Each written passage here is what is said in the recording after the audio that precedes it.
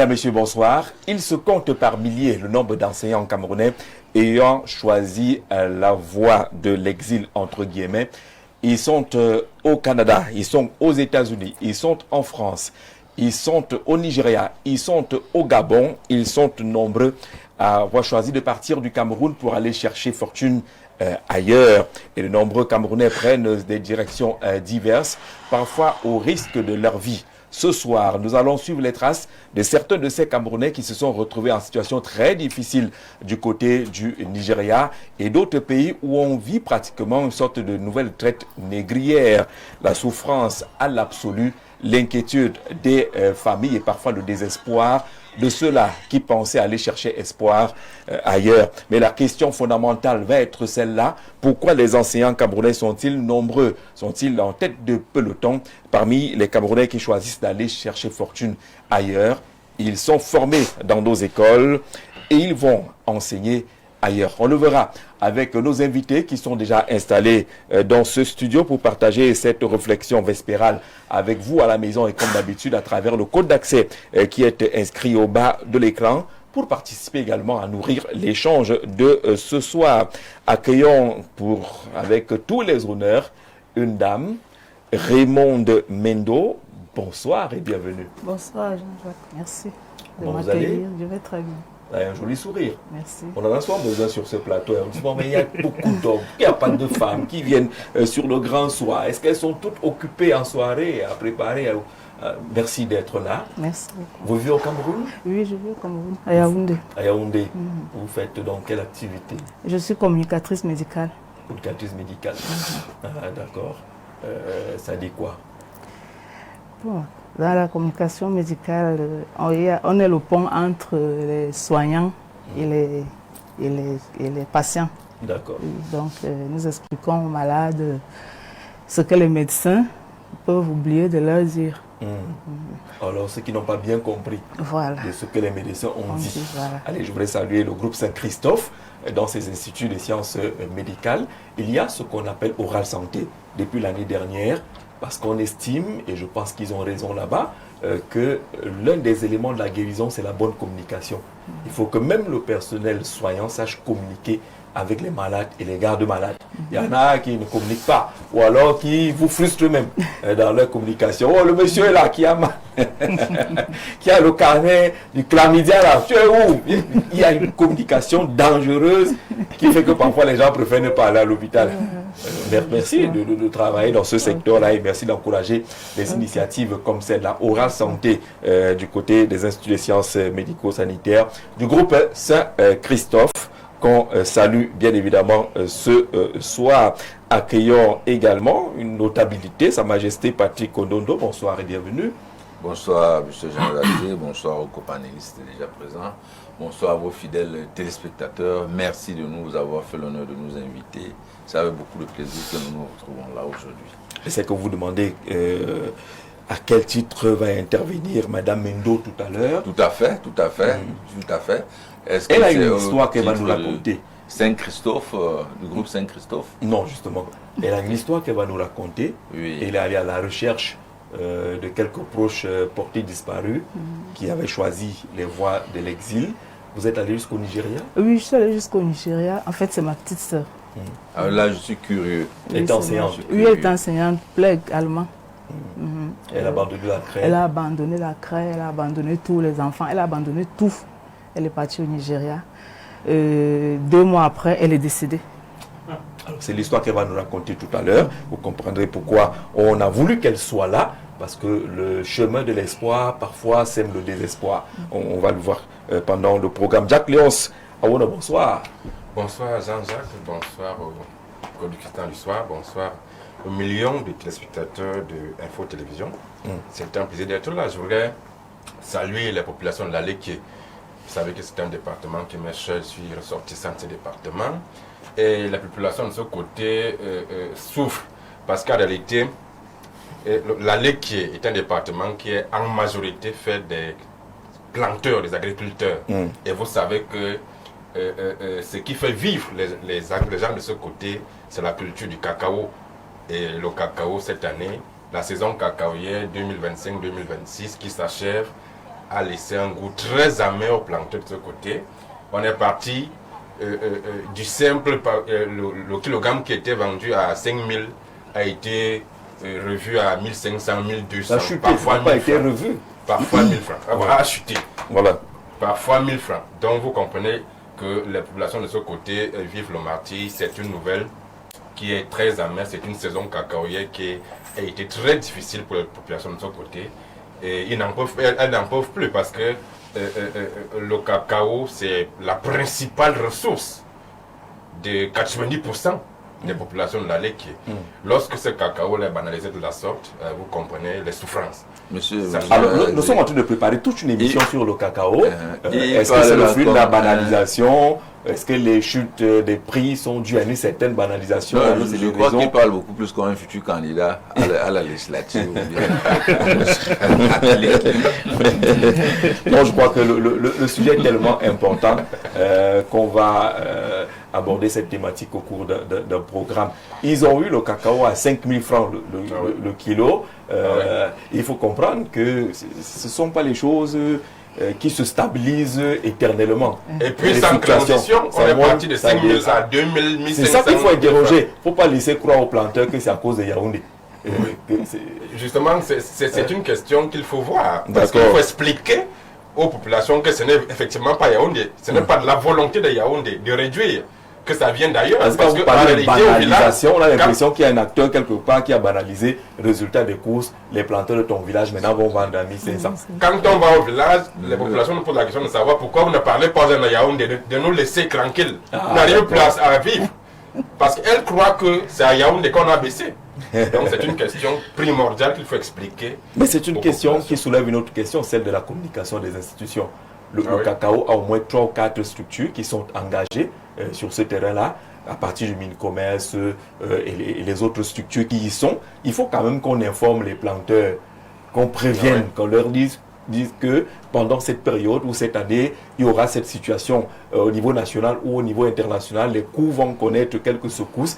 Il faut qu'on les prépare. Sinon, ils vont penser que c'est Mbargatan et Paul Biya qui ne donnent pas l'argent du cacao parce que les élections sont passées.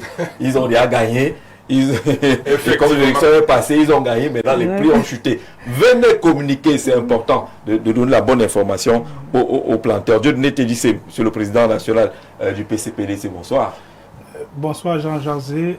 Je voudrais dire bonsoir de façon cordiale à vos millions de téléspectateurs, à votre top management, et me poser sur les épaules de la dame et de mon frère Renaud qui vient de soulever une question particulière. Le prix du cacao peut passer à 10 000 le kilo si nous décidons d'instaurer des unités de transformation dans chaque bassin de production, de façon à ce que désormais, aucune ferme ne sort plus du Cameroun, que ceux qui sont censés scanner l'aéroport scannent véritablement et se rendent compte que les quantités exportées sont exportées. Et pour la dame, j'étais étudiant en 2002, lorsque j'ai reçu une fiche, nouvellement élu délégué, sur l'immigration clandestine. J'ai y travaillé particulièrement. Mes camarades qui m'écoutent savent que j'ai participé, mais je voudrais dire aux négriers qu'on va vous fusiller. Parce que la vie, si la vie ne vaut rien, rien ne vaut la vie. Votre émission est une mission éducative qui doit construire. Ce pays est un paradis et il y a un rêve camerounais que nous devons pouvoir construire. Le Cameroun n'est pas l'enfer.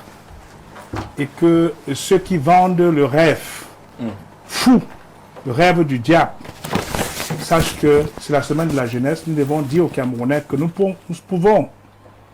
On ne va pas mettre nos aînés, on a les tontons ici, on ne va pas mettre les aînés sur le procès, mais on leur dit que s'ils n'ont pas pu le faire, nous pouvons le faire. Arrêtons d'être des gens qui entrent dans ce qu'on appelle en anglais les procrastinators. Procrastination has never been a solution to solve a problem. Thank you. Merci, Président, d'être là ce soir pour qu'on échange sur cette question fondamentale. Partir, est-ce qu'il faut partir à tout prix et à tous les prix? Mais pourquoi ils sont-ils tous tentés prendre ce chemin-là, même si les narratifs racontent les misères et les galères, mais ils veulent toujours partir. Pourtant, il y a des jeunes qui sont restés. Ils veulent même être candidats aux prochaines élections, notamment les municipales et les législatives à venir. Yaya Bello fait partie de cela. Bonsoir. Bonsoir, monsieur Jean-Jacques Zé. Merci beaucoup pour l'invitation. Bonsoir aux chers copanélistes avec qui nous allons partager ce plateau cet après-midi. Et surtout, je veux dire bonsoir à nos nombreux camarades de l'UNDP, en commençant par le grand camarade Bello Bouba Maïkari, le président national, qui a fait une sortie à travers un communiqué il y a 3 jours pour demander à ses camarades de se mobiliser, de se remobiliser pour les échéances qui se fixent à l'horizon. Donc tout le monde est à pied d'œuvre. On attend le top départ pour se lancer. Mais vous êtes déjà prêt, Yaya Bello. J'ai vu votre affiche qui que annonce la candidature déclarée. Déclaration de candidature de Yaya Bello. C'est déjà disponible. On peut découvrir cela, candidat aux élections de 2026, élections municipales législatives, au poste de conseiller municipal dans l'arrondissement de Meganga, mais également au poste de député dans la circonscription du Mbéré. Effectivement, ici c'est une déclaration de candidature, c'est-à-dire je suis postulant à la candidature, je ne suis pas encore candidat, donc je suis candidat à la candidature, puisque à l'intérieur du parti, nous sommes en train de travailler pour sélectionner les candidats, nous sommes en train de boucler les opérations de présélection, de pré-investiture. Maintenant, tous les dossiers vont retourner au comité central du parti qui va décider en définitif qui on va investir. Maintenant, on attend la convocation du corps électoral qui normalement ne devrait pas tarder. Une fois que le corps électoral sera convoqué, on aura 15 jours pour déposer le dossier. À ce moment donc, lorsque les dossiers seront déposés à Elecam, ils seront validés, puis par l'instance supérieure ultime, c'est à ce moment que je deviendrai candidat. Là, je suis candidat à la candidature. Pour un Mbéré fort, et Miganga prospère. Yaya Bello. Oui. En 30 secondes, je voudrais dire à Yaya Bello que le PCPD s'est ouvert par rapport à l'arrondissement de Di, Ndjoron, Ngawi, Mbéré et Meganga, dans le département de Mbéré. Il est temps de regarder l'étoile du nouveau Cameroun. Vous pensez que dans l'UNDP, il n'y a pas d'étoile là-bas, il n'y a pas un nouveau Cameroun? Non, en fait, au PCPDC. Et en fait, la situation, c'est quelqu'un de très intelligent. Et je ne pense pas que... Vous savez, on ne mélange pas la viande et le poisson dans la même moment de soupe pour préparer. Ouais, ça dépend de la nourriture que tu veux préparer. Si c'est le malaxé. On a des repas comme ça, on met tout à la fois. Dans tous les cas, il est candidat de l'UNDP. Maintenant, si le PCBT, c'est une proposition plus intéressante, on peut coaliser, il n'y a pas de problème. Nous pouvons travailler. Oui, on peut former une alliance ou une coalition. Le plus important, c'est d'apporter des réponses aux préoccupations des Camerounais. Les Camerounais se sont exprimés le 12 octobre 2025. On a compris, on a capté leur message. Maintenant, nous retournerons vers elles, puisque ça sera des élections populaires où le citoyen va s'exprimer. Donc, si on mutualise, si on se met ensemble, on peut faire un bon travail.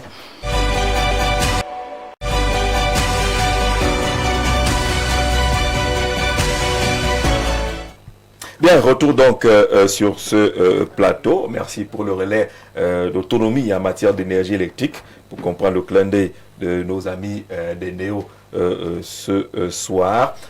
Yaya Bello et les autres, on va écouter attentivement le récit de Raymond Mendo qui a décidé d'aller à la recherche de sa sœur enseignante, mais qui un jour décida de déposer la pour aller du côté du Nigeria. Et elle est décédée là-bas? Oui, là-bas qu'elle est décédée. Que s'est-il passé? Bon, en juillet 2024, ma petite sœur m'envoie un message comme quoi elle va en excursion à Limbe avec ses... Parce qu'entre-temps, en fait, elle était enseignante au lycée de Monatélé. Bon, entre-temps, elle a fait des cours Enseignante de quoi? Pardon? Enseignante de quoi? D'allemand. Professeur d'allemand.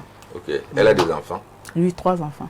Elle a laissé 3 enfants. Non, mais dès qu'elle rencontre, vous allez poser les questions après. Donc, Elle m'envoie un message, elle me dit qu'elle va en excursion à Limbé avec ses camarades et collègues de l'Institut Goethe, parce qu'elle avait également, elle donnait des cours à l'Institut Goethe. Je lui dis, bon, ok, il n'y a pas de souci. Bon, mais sache quand même que c'est une zone dangereuse, donc il faut quand même faire attention. Elle est partie. Enfin, le lendemain, elle m'appelle, elle me dit, j'ai des documents à te remettre. Comme il y a recensement, je voudrais que tu viennes prendre les documents. Bon, ok, on va se retrouver en ville. Sauf que je n'ai pas le temps ce jour-là. Je lui demande d'aller déposer les documents chez une de nos tantes, à Missa. Elle va déposer les documents et continue. Quand j'arrive pour récupérer les documents, 2 jours après, je constate que les documents qu'elle me disait qu'elle va laisser, en fait, c'était... Au départ, c'était ces documents, mais je me rends compte qu'elle m'a laissé plutôt les actes de naissance des enfants. Les 3 enfants. Bon. Entre-temps, on communiquait par WhatsApp. Quand elle arrivait à Limbé, elle arrivait à Douala, elle arrivait à Limbé, on communiquait beaucoup plus par WhatsApp. Et ce jour, j'essaie de l'appeler, son numéro ne passe pas. Finalement, je lui ai écrit à WhatsApp, ton numéro, qu'est-ce qui se passe? Mais ici à Limbé, il y a encore le réseau. Le réseau, elle me dit, non, le réseau ne passe pas très bien ici. Bon, je laisse. Une semaine après, c'est-à-dire qu'il y a quelque chose qui me dit, il y a quelque chose qui ne va pas. Je l'appelle. Je lui dis, mais depuis que tu es allé à Limbé, comment tu es en excursion? La ville de Limbé est une très belle ville. Où sont les photos? C'est là où elle me dit, je suis au Nigeria. Je lui dis, tu fais quoi au Nigeria? De Limbé, tu es déjà au Nigeria. Vous êtes allé vous balader, vous avez décidé de continuer. Elle me dit, non, je suis venu travailler pour une entreprise. Je dis, pardon? Une entreprise? Quelle entreprise? Elle me donne le nom de l'entreprise. Je vais à Google, je fouille l'entreprise, je me rends compte que c'est une entreprise de transit et tout. Je dis, mais c'est quelle histoire ça? Je la rappelle, je lui dis, non, il y a quelque chose qui ne va pas. Tu ne peux pas... Bon, comme c'est les vacances, je suppose que c'est pour les vacances, ça veut dire qu'à la rentrée. Elle me dit, non, non, je ne reviens pas. Je ne reviens pas. Je suis venue refaire ma vie ici. Pardon. Refaire ta vie comment? Il me dit, non, l'entreprise paye bien, paye en dollars. Je vous assure, depuis ce jour-là, j'ai commencé à faner. Parce que on comprend l'émotion, c'est une narrative. J'ai compris que quelque chose n'allait pas. Et je me suis dit qu'il y a sûrement le pire allait nous arriver. Donc, j'ai appelé notre maman. Il faut un peu il faut chercher à la dissuader de rester là-bas, qu'elle rentre. Maman, elle ne comprenait même pas de quoi il est question. Je lui ai expliqué. Parce que là, j'ai revu les posts qu'on voit à Facebook, l'actualité. On parle des gens qui vont au Nigeria, au Togo, au Burkina Faso et tout ça.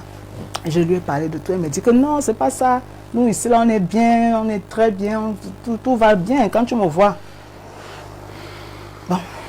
C'est comme ça qu'en septembre, parce que les enfants étaient allés en vacances chez notre maman. Début septembre, moi je prends les enfants, je les mets à l'école, j'inscris à l'école. Nous sommes en septembre. Bon. Ce qu'elle avait fait, c'est que, comme parce qu'elle est la 4e dans la lignée de ma maman. Nous sommes 6, nous étions 6, ils sont déjà morts 2. La 3e, donc celle qui me suit après, c'est elle qui gardait les enfants à Ebolova avec notre maman. Alors, elle lui a envoyé sa carte bancaire, comme les enfants sont à Ebolova. Mais en septembre, quand celle qui est à Ebolova prend son salaire, elle lui envoie plutôt ça au Nigeria. Donc, elle fait un dépôt dans son compte Mobile Money du Cameroun, son compte MTN. Excusez-moi, j'espère que ce n'est pas la publicité. Allez-y. Okay. Alors, en septembre, je prends les enfants, j'inscris à l'école, je me bats et tout. On cause. En septembre, on me dit, maintenant je ne suis même plus au Nigeria, je suis déjà en Afrique du Sud. Ok. Et là-bas, c'est la même fille qui t'a amené là-bas? Oui. D'accord. Mais comment se fait-il donc que si tu es à l'aise là-bas, pourquoi ton salaire, on est encore obligé de te le virer? Et maintenant, c'est toi qui cherches encore à m'envoyer ce que je dois utiliser. Bon, j'ai laissé. Je ne voulais pas insister là-dessus. Septembre passe, on est toujours en conversation. Tu es où? Je suis en Afrique du Sud. Quand elle faisait des vidéos, on faisait des appels vidéo, alors les vidéos qu'elle faisait, c'était sur un fond tout blanc. Un fond blanc. Donc il n'y a même pas quelque chose que vous pouvez remarquer. Rien, aucune identification. Alors septembre passe. Octobre commence. Le vendredi, le 4 octobre, je me rappelle très bien, je l'appelle. Je lui dis, bon, à la fin du mois, là, tu ne m'as pas envoyé l'argent. Moi, j'ai déjà utilisé, déjà fait les courses et tout. Envoie-moi l'argent du courant, de l'électricité, pour payer la facture d'électricité. Puisqu'elle est supposée bien gagner sa vie là-bas. Bien sûr. Elle doit dépanner maintenant la famille. Voilà. Elle me dit, oui, je vais t'envoyer ça d'ici le soir. Nous sommes vendredi. Je fais un appel vidéo de 1 minute 30 secondes. Vendredi, le 4. Samedi, c'est le 5 octobre. Toute la journée, bon, je remarque qu'elle ne réagit pas. On a même, ma petite soeur, donc sa grande soeur à elle, a même posté dans notre groupe familial, Bonne Fête des enseignants. Et moi, je réplique là-dedans, est-ce qu'on a encore les enseignants dans la famille? On n'a que les aventuriers. Je m'attends à ce qu'elle me prenne, oui, qu'elle me prenne à la gorge, là, comme d'habitude. Parce que nous, on était déjà habitués à se chamailler régulièrement. Elle ne réagit pas. Le 5 octobre, c'est un samedi. Bon, la nuit de samedi à dimanche, moi je vais dormir. Je mets mon téléphone au silencieux et je le branche au salon. Je m'endors. Samedi, quand je prends mon téléphone, je trouve plus de 100 appels. Dimanche matin, je vais dire. Mon premier réflexe, c'est d'appeler ma petite soeur. Mais je vois les appels, qu'est-ce qui se passe? Elle me demande, on ne t'a pas appelé? Je dis, qui? Je dis, les gens de Ma, parce que son sobriquet, c'était Ma. Je dis, les gens comment? Ah, on m'a appelé avec son numéro, qu'elle est dans le coma. Je vous assure, je dis, attends, dans le coma, comment? Qui t'a même appelé? Une jeune fille. Une jeune fille, elle a dit qu'elle a son téléphone. Elle a appelé avec quoi? Avec son téléphone. Elle fait quoi avec son téléphone? Bon, je me ressaisis. Ça me prend quelques secondes. Je me ressaisis, je prends mon téléphone. Je lance l'appel vidéo WhatsApp. Effectivement, une jeune dame décroche. Quand elle décroche, je fais d'abord une capture d'écran. Parce que je me dis, au moins ici, là, quel qu'en soit lambda, au moins le visage, là, on va rechercher. Parce que quand quelqu'un est déjà dans le coma, je ne sais pas ce qu'elle peut encore nous dire à l'heure aussi. C'est comme ça que, quand j'appelle la dame, je me présente, je suis la grande sœur de Myriam. Qu'est-ce qui se passe? Elle me dit, Myriam est dans le coma, elle ne parle plus. Elle est tombée malade quand? C'est depuis hier soir qu'elle est malade, maintenant elle ne parle même plus, elle ne fait... Vous êtes où? Nous sommes dans un centre de santé. Bientôt même, on nous a demandé même d'aller plutôt dans une clinique. Elle dit, bon, vous êtes où exactement? Français, oui, mais parle en français. Vous êtes où exactement? Elle me dit, nous sommes en Afrique du Sud, à Dioban. Je dis, bon, dans quel hôpital à Dioban? Ça a mis... Elle n'arrivait même pas à donner le nom de l'hôpital. Je lui dis, bon, ok. Et qu'est-ce qu'on dit donc? Le diagnostic, c'est lequel? Oh, c'est un palu qui est monté dans sa tête. Vous voyez un peu les expressions. C'est un palu et tout. Ok. J'ai dit, bon, et là maintenant, qu'est-ce qu'il y a lieu de faire? Toi, tu es qui? Je suis sa cochambrière. En fait, nous restons dans la même unicité. Ok. Bon. Là où elle est là-bas, elle fait quoi? Elle nous a dit qu'elle travaillait dans une firme. Est-ce que la firme là ne l'a pas prise en charge? Puisqu'on l'a déplacée du Cameroun pour aller travailler. Si elle a un problème, normalement, elle doit être assurée. Elle me dit non, ils ne font rien. Depuis la nuit là, c'est moi qui gère toutes les factures et tout. Ok. Bon, et jusque-là, quand tu gères là, est-ce que ça va? Est-ce que ça s'améliore? Elle me dit non, ça ne s'améliore pas, elle est toujours dans le coma. Après, elle me dit, bientôt, d'un moment à l'autre, même moi, je vais me fatiguer, je ne pourrai plus payer les factures. Je raccroche, je commence à dire, ma tête commence à chauffer, ça chauffe, ça... Elle fait l'appel vidéo, oui.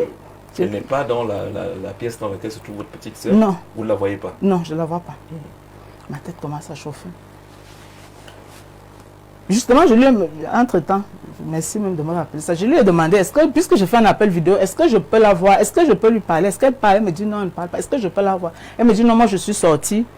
Tu ne pourras pas, je peux pas, à l'intérieur, refuse qu'on filme.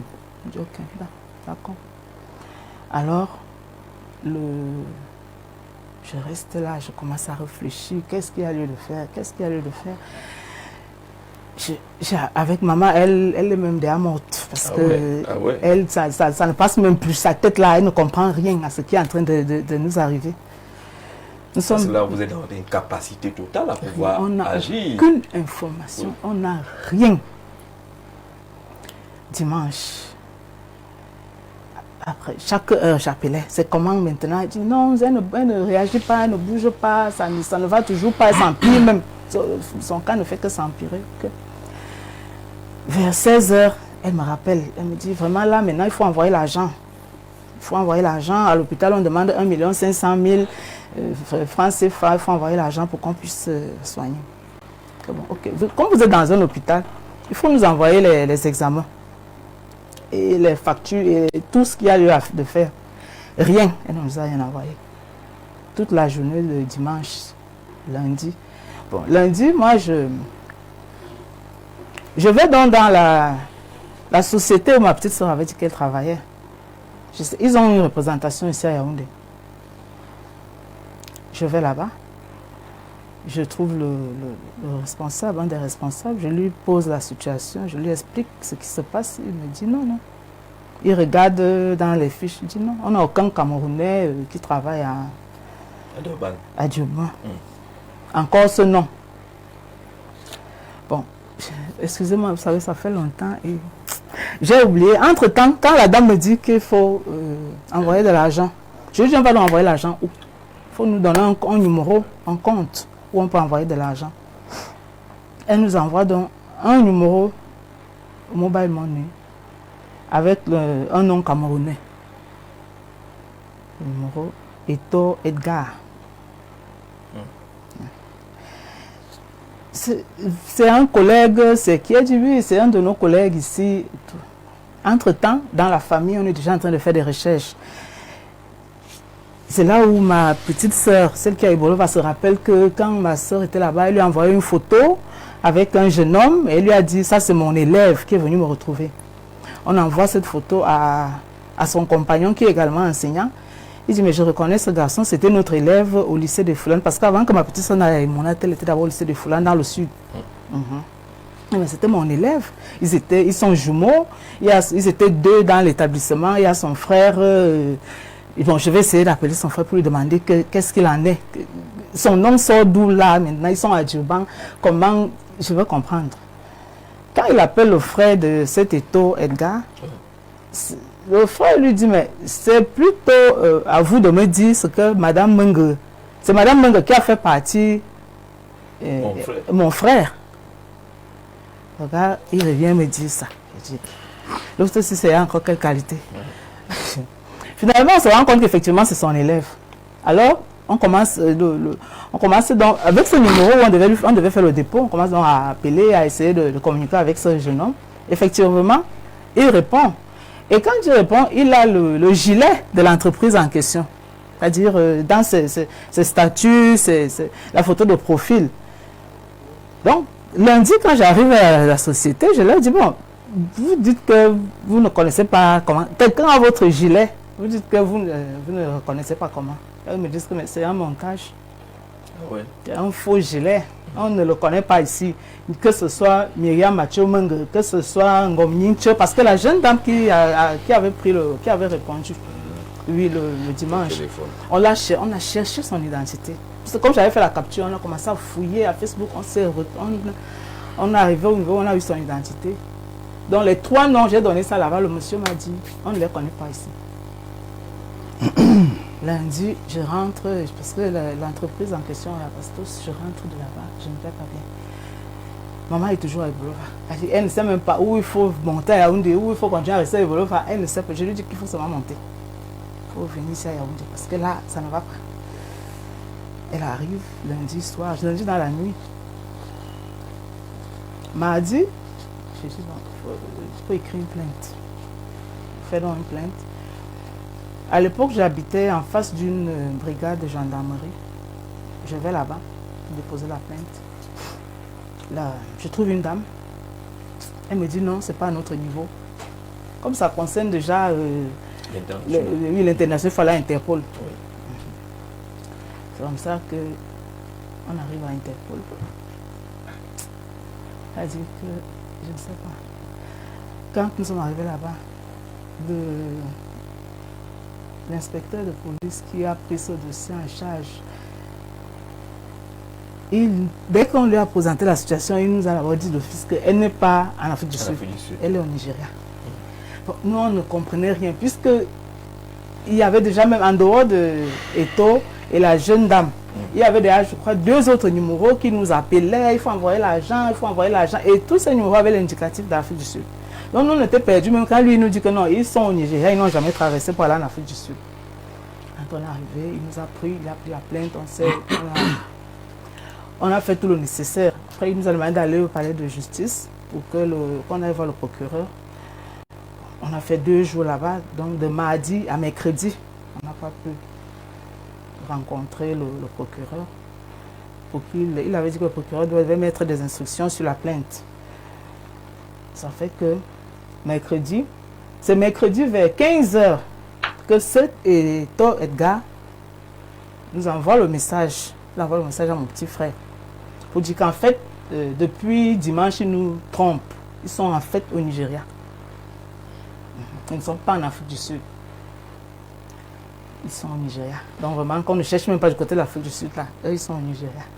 Et c'est là où ils commencent donc à nous envoyer les examens de l'hôpital, les factures de l'hôpital, tout ce qui allait avec. Entre-temps, de lundi à mercredi, ils nous ont envoyé des vidéos et des photos de ma soeur qui étaient vraiment... Ça laissait croire qu'elle n'était même plus en vie en ce moment. Là, ils nous envoient dans les photos de lutte. Lutte, c'est un peu comme le CHU ici chez nous. C'est un centre hospitalier universitaire. Comme ça, ils nous envoient des vidéos, des photos, des documents. À un moment, là, même demandé à parler même au médecin. Bon, c'est ce qu'il y a un médecin là-bas, passez-le nous pour qu'on puisse savoir, qu'on puisse s'enquérir de la situation de l'enfant et tout. Parce qu'il faut qu'on la mette sous oxygène, il faut envoyer l'argent. Leur problème, c'était seulement l'argent. Entre-temps, nous, à Interpol, on nous avait dit que même 5 francs, on n'envoyait plus. Voilà, n'envoyez même pas, n'essayez même pas. C'est perdre du temps. Donc, ça fait que là, nous sommes mercredi. Jeudi, la plainte avance, on compte le dossier à cet inspecteur. Vendredi, il m'appelle vendredi matin, vers 10h, il faut passer au bureau. J'ai quelques numéros, Quand on a essayé de tracer les appels et tout, il y a beaucoup de numéros qui viennent de Bolova.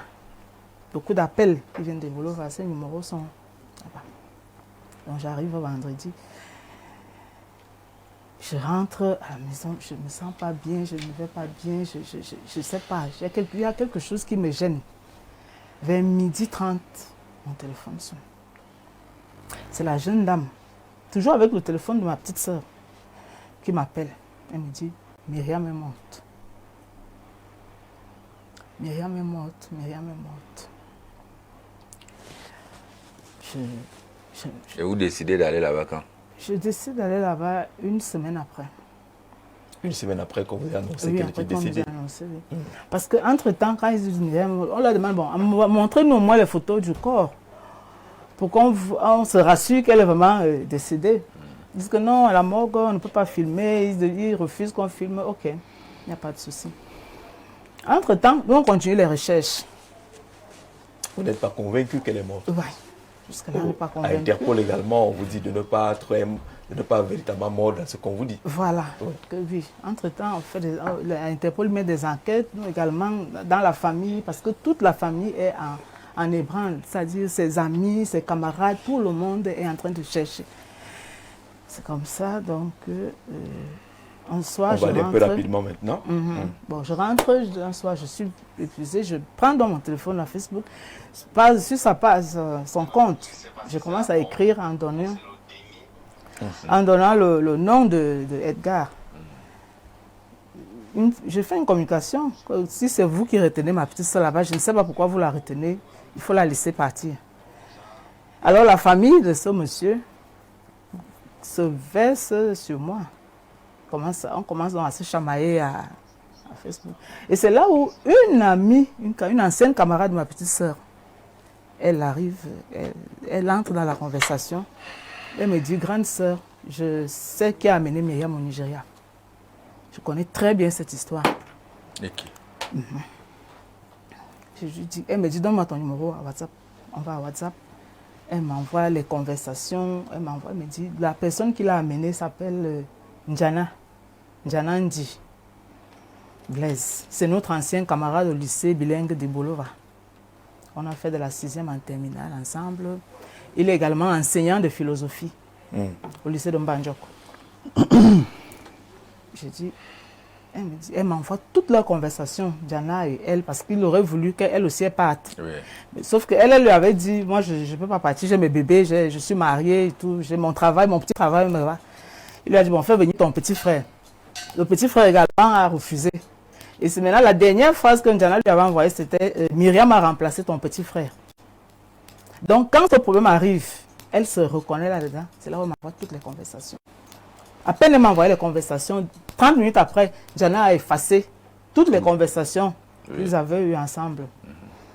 Quand elle m'envoie dans ça, je vais dans Interpol avec les nouvelles informations. Là-bas, on me dit, si ce problème-là, si vous voulez vraiment récupérer le corps ou alors faire quoi que ce soit, il faut qu'une personne se rende au Nigeria. Il faut même un ou deux courageux dans votre famille qui peuvent aller.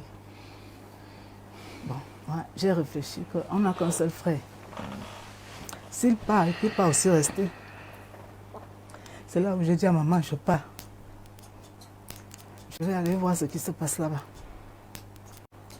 Entre-temps, j'ai un voisin diplomate qui m'a pris le contact du consul du Cameroun à Lagos. C'est comme ça que je prends la route. Je suis parti par route. J'arrive. Je vais au consulat. Du consulat, nous allons à Interpol Lagos. De là-bas, on va à l'hôpital. Quand on arrive à l'hôpital, bon, entre-temps, j'ai oublié. Vraiment. Allons-y, on imagine qu'il y a des détails qui vont certainement échapper. On n'aura pas tous les détails. Vous arrivez donc au Nigeria. Oui, j'arrive au Nigeria. Consul, oui. Oui, je monte parce qu'entre-temps, ils m'avaient envoyé le certificat de genre de mort. Oui, ils m'ont envoyé ça par un numéro avec un indicatif d'Afrique du Sud. Donc, je fais la copie de ce document. Je me présente à l'hôpital, lutte. Ils reconnaissent le document. Ils me disent, oui, effectivement, elle est ici. Le corps est là. Je vais, j'identifie le corps. Ils disent, bon, maintenant, je peux faire comment les modalités pour pouvoir rapatrier le corps. C'est là où ils me disent que non, ils veulent l'original du certificat de genre de mort. Donc, si je n'ai pas cet original-là, je ne peux pas rentrer en possession. C'est le corps qui a l'original. Voilà. Je ne peux pas rentrer en possession du corps. Alors, je leur explique la situation. Le directeur, le major d'abord de la mort, me dit que non, ce n'est plus à son niveau. Il m'envoie chez le directeur. Finalement, le directeur m'envoie chez l'avocat. On se retrouve en train d'aller au palais de justice. Donc, 3-4 jours après, au palais de justice. En première audience, deuxième audience, troisième audience. À la troisième audience, on me remet le corps officiellement. Parce que j'avais présenté des papiers, oui, on me remet le corps. Sauf qu'à l'hôpital, ils disent qu'ils ne suivent pas ce que le juge a dit. Et ils veulent l'original Alors, à la fin, est-ce que effectivement. vous avez ramené le corps ou pas? Oui, j'ai ramené le corps. Vous avez enterré votre sœur au Cameroun. Est-ce qu'on sait finalement de quoi elle est morte? L'autopsie a dit mort naturelle. Le mort naturel. Et vous avez quand même réussi à retrouver ceux qui étaient avec elle? Justement, j'ai pu retrouver le Njana en question. Il est au moment de la justice. C'est parce que nous sommes rentrés au Cameroun. D'accord. Je l'ai retrouvé là-bas au Nigeria. Donc, on a fait miroiter des emplois, et une bonne rémunération à votre sœur. Elle a pris le risque de s'y rendre. Vous allez répondre à quelques questions pendant que les uns et les autres vont intervenir. Jean-Jacques, bonsoir et bonsoir à tes invités. La dame raconte une histoire vraie et similaire à ce que nous vivons, puisque mon neveu qui est allé au Nigeria par le même canal, soit disant que son ancienne camarade du lycée lui a demandé d'aller travailler là-bas, mais depuis Jean-Jacques, on ne comprend rien. Le neveu demande même qu'on lui envoie de l'argent au Nigeria et on a déjà tout fait pour qu'il rentre.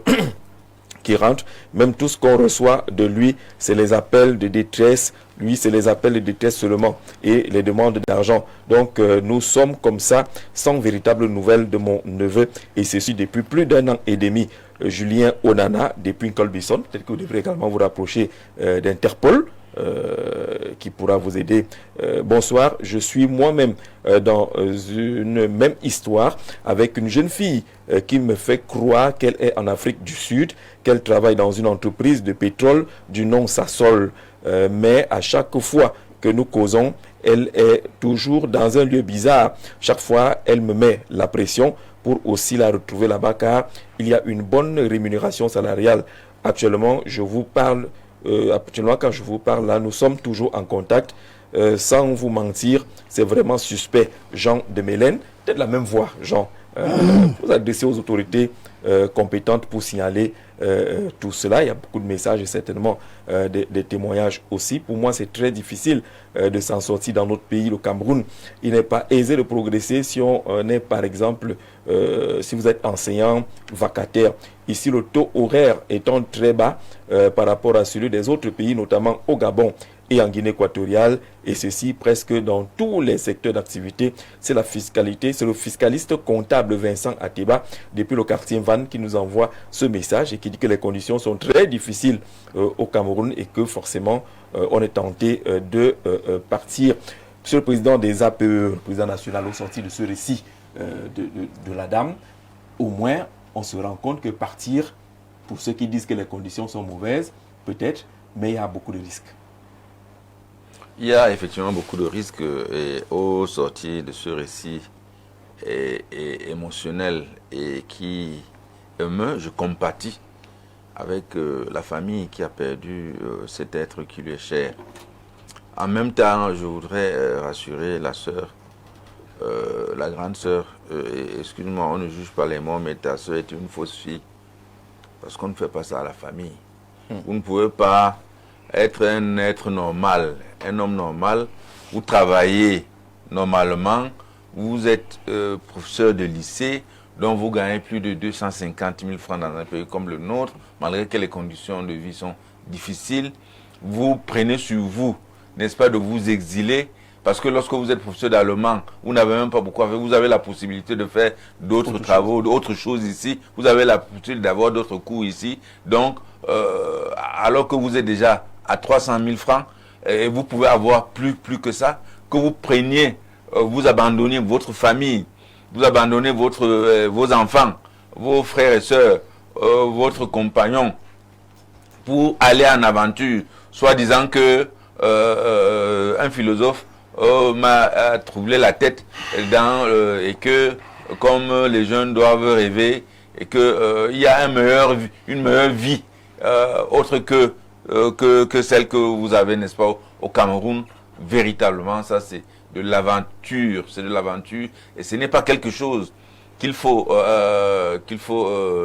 je ne sais pas, qu'il faut cautionner. C'est pas quelque chose qu'il faut accepter. Justement, il faut dénoncer. Elle a accepté. Il faut dénoncer ce genre de choses. Pour dénoncer. Oui. Pour cela il faut dénoncer ce genre de choses. Témoignage et voilà. mettre en garde ceux qui pourraient être tentés par ce genre d'aventure. Et dénoncer tous les délinquants qui sont dans la ligne, dans un réseau, dans le réseau, n'est-ce pas, de déplacement des jeunes en aventure et qui vont perdre leur vie. Il faut dénoncer ce genre de choses parce qu'il y a toujours des petits malins qui s'arrangent, n'est-ce pas, à mettre les gens mal à l'aise. Donc, véritablement, je crois que c'est la première réaction vraiment que j'ai de manière spontanée. Il faut dénoncer ce genre de choses. Il faut condamner ce genre de choses.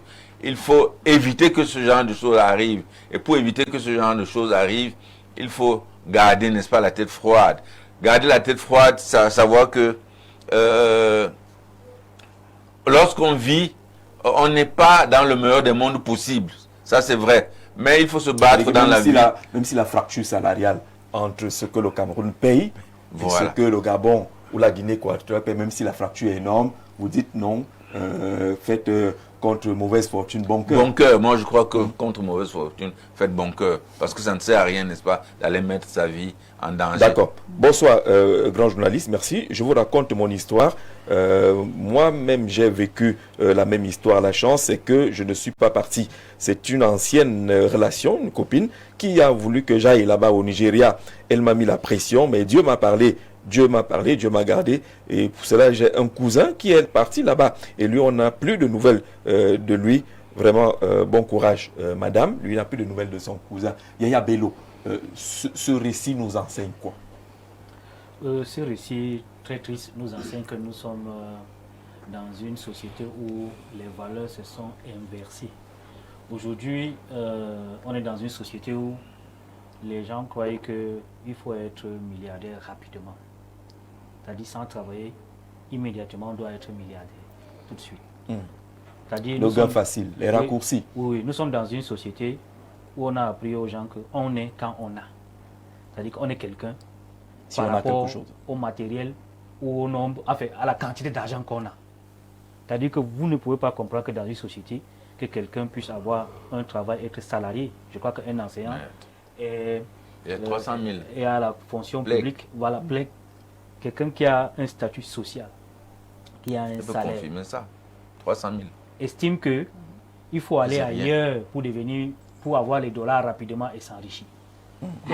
C'est un problème, comment dire, d'inversion des valeurs, comme je le disais. C'est par là même qu'il faut commencer. Il faut dire aux gens qu'on ne devient pas milliardaire du jour au lendemain. Malheureusement, même dans notre administration, c'est-à-dire qu'au sommet de l'État, bon, ce n'est pas ce genre de débat qu'on va avoir aujourd'hui, mais il faut dire à la jeunesse que aujourd'hui... Ce n'est pas exclu. Ce n'est pas exclu. C'est même eux la cause. Voilà. C'est-à-dire qu'il faut dire à notre jeunesse que ceux qui sont devenus milliardaires, les Fosso Victor, les Ala Diabo, c'est des gens qui ont travaillé toute leur vie. Ils n'ont pas vendu les arachides. Ils ont vendu les arachides. Ils ont vendu Ils ont été ceux-là qui font les cirages en route. Ils ont travaillé pendant 60 ans pour construire leur richesse. À un moment donc, et comme dans tous les pays normaux, ils ont une industrie et l'État les a accompagnés, ils sont devenus des milliardaires. On ne peut pas sortir de l'école tout de suite, on devient milliardaire. C'est impossible. Et puis, dans une société de valeurs, ce n'est pas le matériel qui fait l'humain. Ce n'est pas... C'est-à-dire que pour que vous soyez quelqu'un de valeureux, il ne faut pas que vous soyez des millionnaires ou milliardaires. C'est ça le problème de notre société. Sinon, comment vous pouvez expliquer que quelqu'un qui a son salaire dans un environnement aussi complexe puisse quand même immigrer? Il y a un débat là, ce jour dans notre société, où on dit que des fonctionnaires auraient déserté leur poste. Ouais. Dans l'enseignement, on dit qu'on a plus de 2000 enseignants. Ils sont pelotons de tête. Qui sont partis. On dit qu'au Canada, les Camerounais sont la deuxième nationalité des immigrants qui travaillent là-bas. C'est un problème. C'est pour ça que je dis qu'il faut qu'on commence par là. D'accord. C'est-à-dire le problème d'inversion de valeurs. Maintenant, on va revenir aussi parce qu'il faut aussi savoir qu'il y a un mal-être dans notre société. Et là, on va arriver au niveau politique. Mais déjà sur le plan des valeurs, disons-nous que avant, nos dévanciers, ils partaient faire les études à l'étranger, l'État même les accompagnait et ils rentraient travailler pour leur pays. Aujourd'hui, c'est l'inverse. On est formé, on peut travailler pour les autres nations qui se développent. Donc pour que notre pays se développe, nous devons avoir la main d'œuvre ici. Même si elle n'est pas chercher les qualifications ou la qualification ailleurs, elle doit revenir. Je crois qu'on va faire le débat de causes. D'accord, on va y arriver. Alors, remettre. un témoignage qui vient du Burkina Faso, le plus 233. Bonsoir, ils sont nombreux ici au Burkina Faso et beaucoup de nos sœurs sont devenues des servantes de bar. Et certaines ont même fait la prison à Ouaga. C'est Fabien depuis Ouaga qui nous fait ce témoignage parce que l'une des destinations souvent citées ou proposées, il y a souvent le Burkina Faso parmi ces destinations-là. On est fiers parce qu'il y a des hauts responsables de la sécurité qui nous suivent et qu'ils disent qu'il faut rappeler que les victimes se font miroiter les opportunités d'obtention de visa pour l'Europe. Et le bourreau est toujours quelqu'un de proche des victimes. Vous disiez tout là que la plupart des appels venaient des Bolova. On suppose que ce n'étaient pas des gens loin de vous et on voit qu'il y a des camarades de classe et ainsi de suite. Je lis le message de la sécurité justement. Il y a des centaines de Camerounais là-bas qui avaient de grands postes ici, enseignants, hommes en tenue et autres. Dame Mendo peut le témoigner. C'est en tout cas les éléments. Oui, avant que vous n'alliez loin, vous allez peut-être être surpris. C'est-à-dire que ces phénomènes se passent également au Cameroun. C'est-à-dire qu'on fait venir des étrangers et même des Sud-Africains. J'ai vu un reportage l'année passée sur une télévision concurrente au vôtre où des Sud-Africains, des Congolais, Zaïrois et des Brazza sont détenus à Yaoundé. Et il a fallu qu'une s'échappe pour aller à la police pour qu'on vienne démanteler un réseau ici même à Yaoundé, où c'est tous des Sud-Africains et des Congolaises qui sont venus. Donc, je crois comme à l'époque de la destination de l'Asie, Moyen-Orient et autres, Koweït, Irak, Iran, effectivement, ils sont ici. Maintenant, quand on a exploité ces délinquants, on s'est rendu compte que lorsque ils arrivent à faire venir une personne, on utilise la personne pour que la personne fasse venir ses proches également. Donc, je suis sûr même que sa sœur, en réalité, n'a jamais discuté avec elle. Depuis que sa sœur discute avec elle, c'est sûrement dans le cadre d'une contrainte. C'est-à-dire que derrière là, sûrement, il y a une contrainte sur elle. Donc, c'est des mécanismes. Et c'est là où l'État aussi doit travailler dans le sens de renforcer la sécurité sur l'outil informatique. Parce oui, absolument, ça passe généralement par les réseaux sociaux et la surveillance est quasi nulle dans notre pays.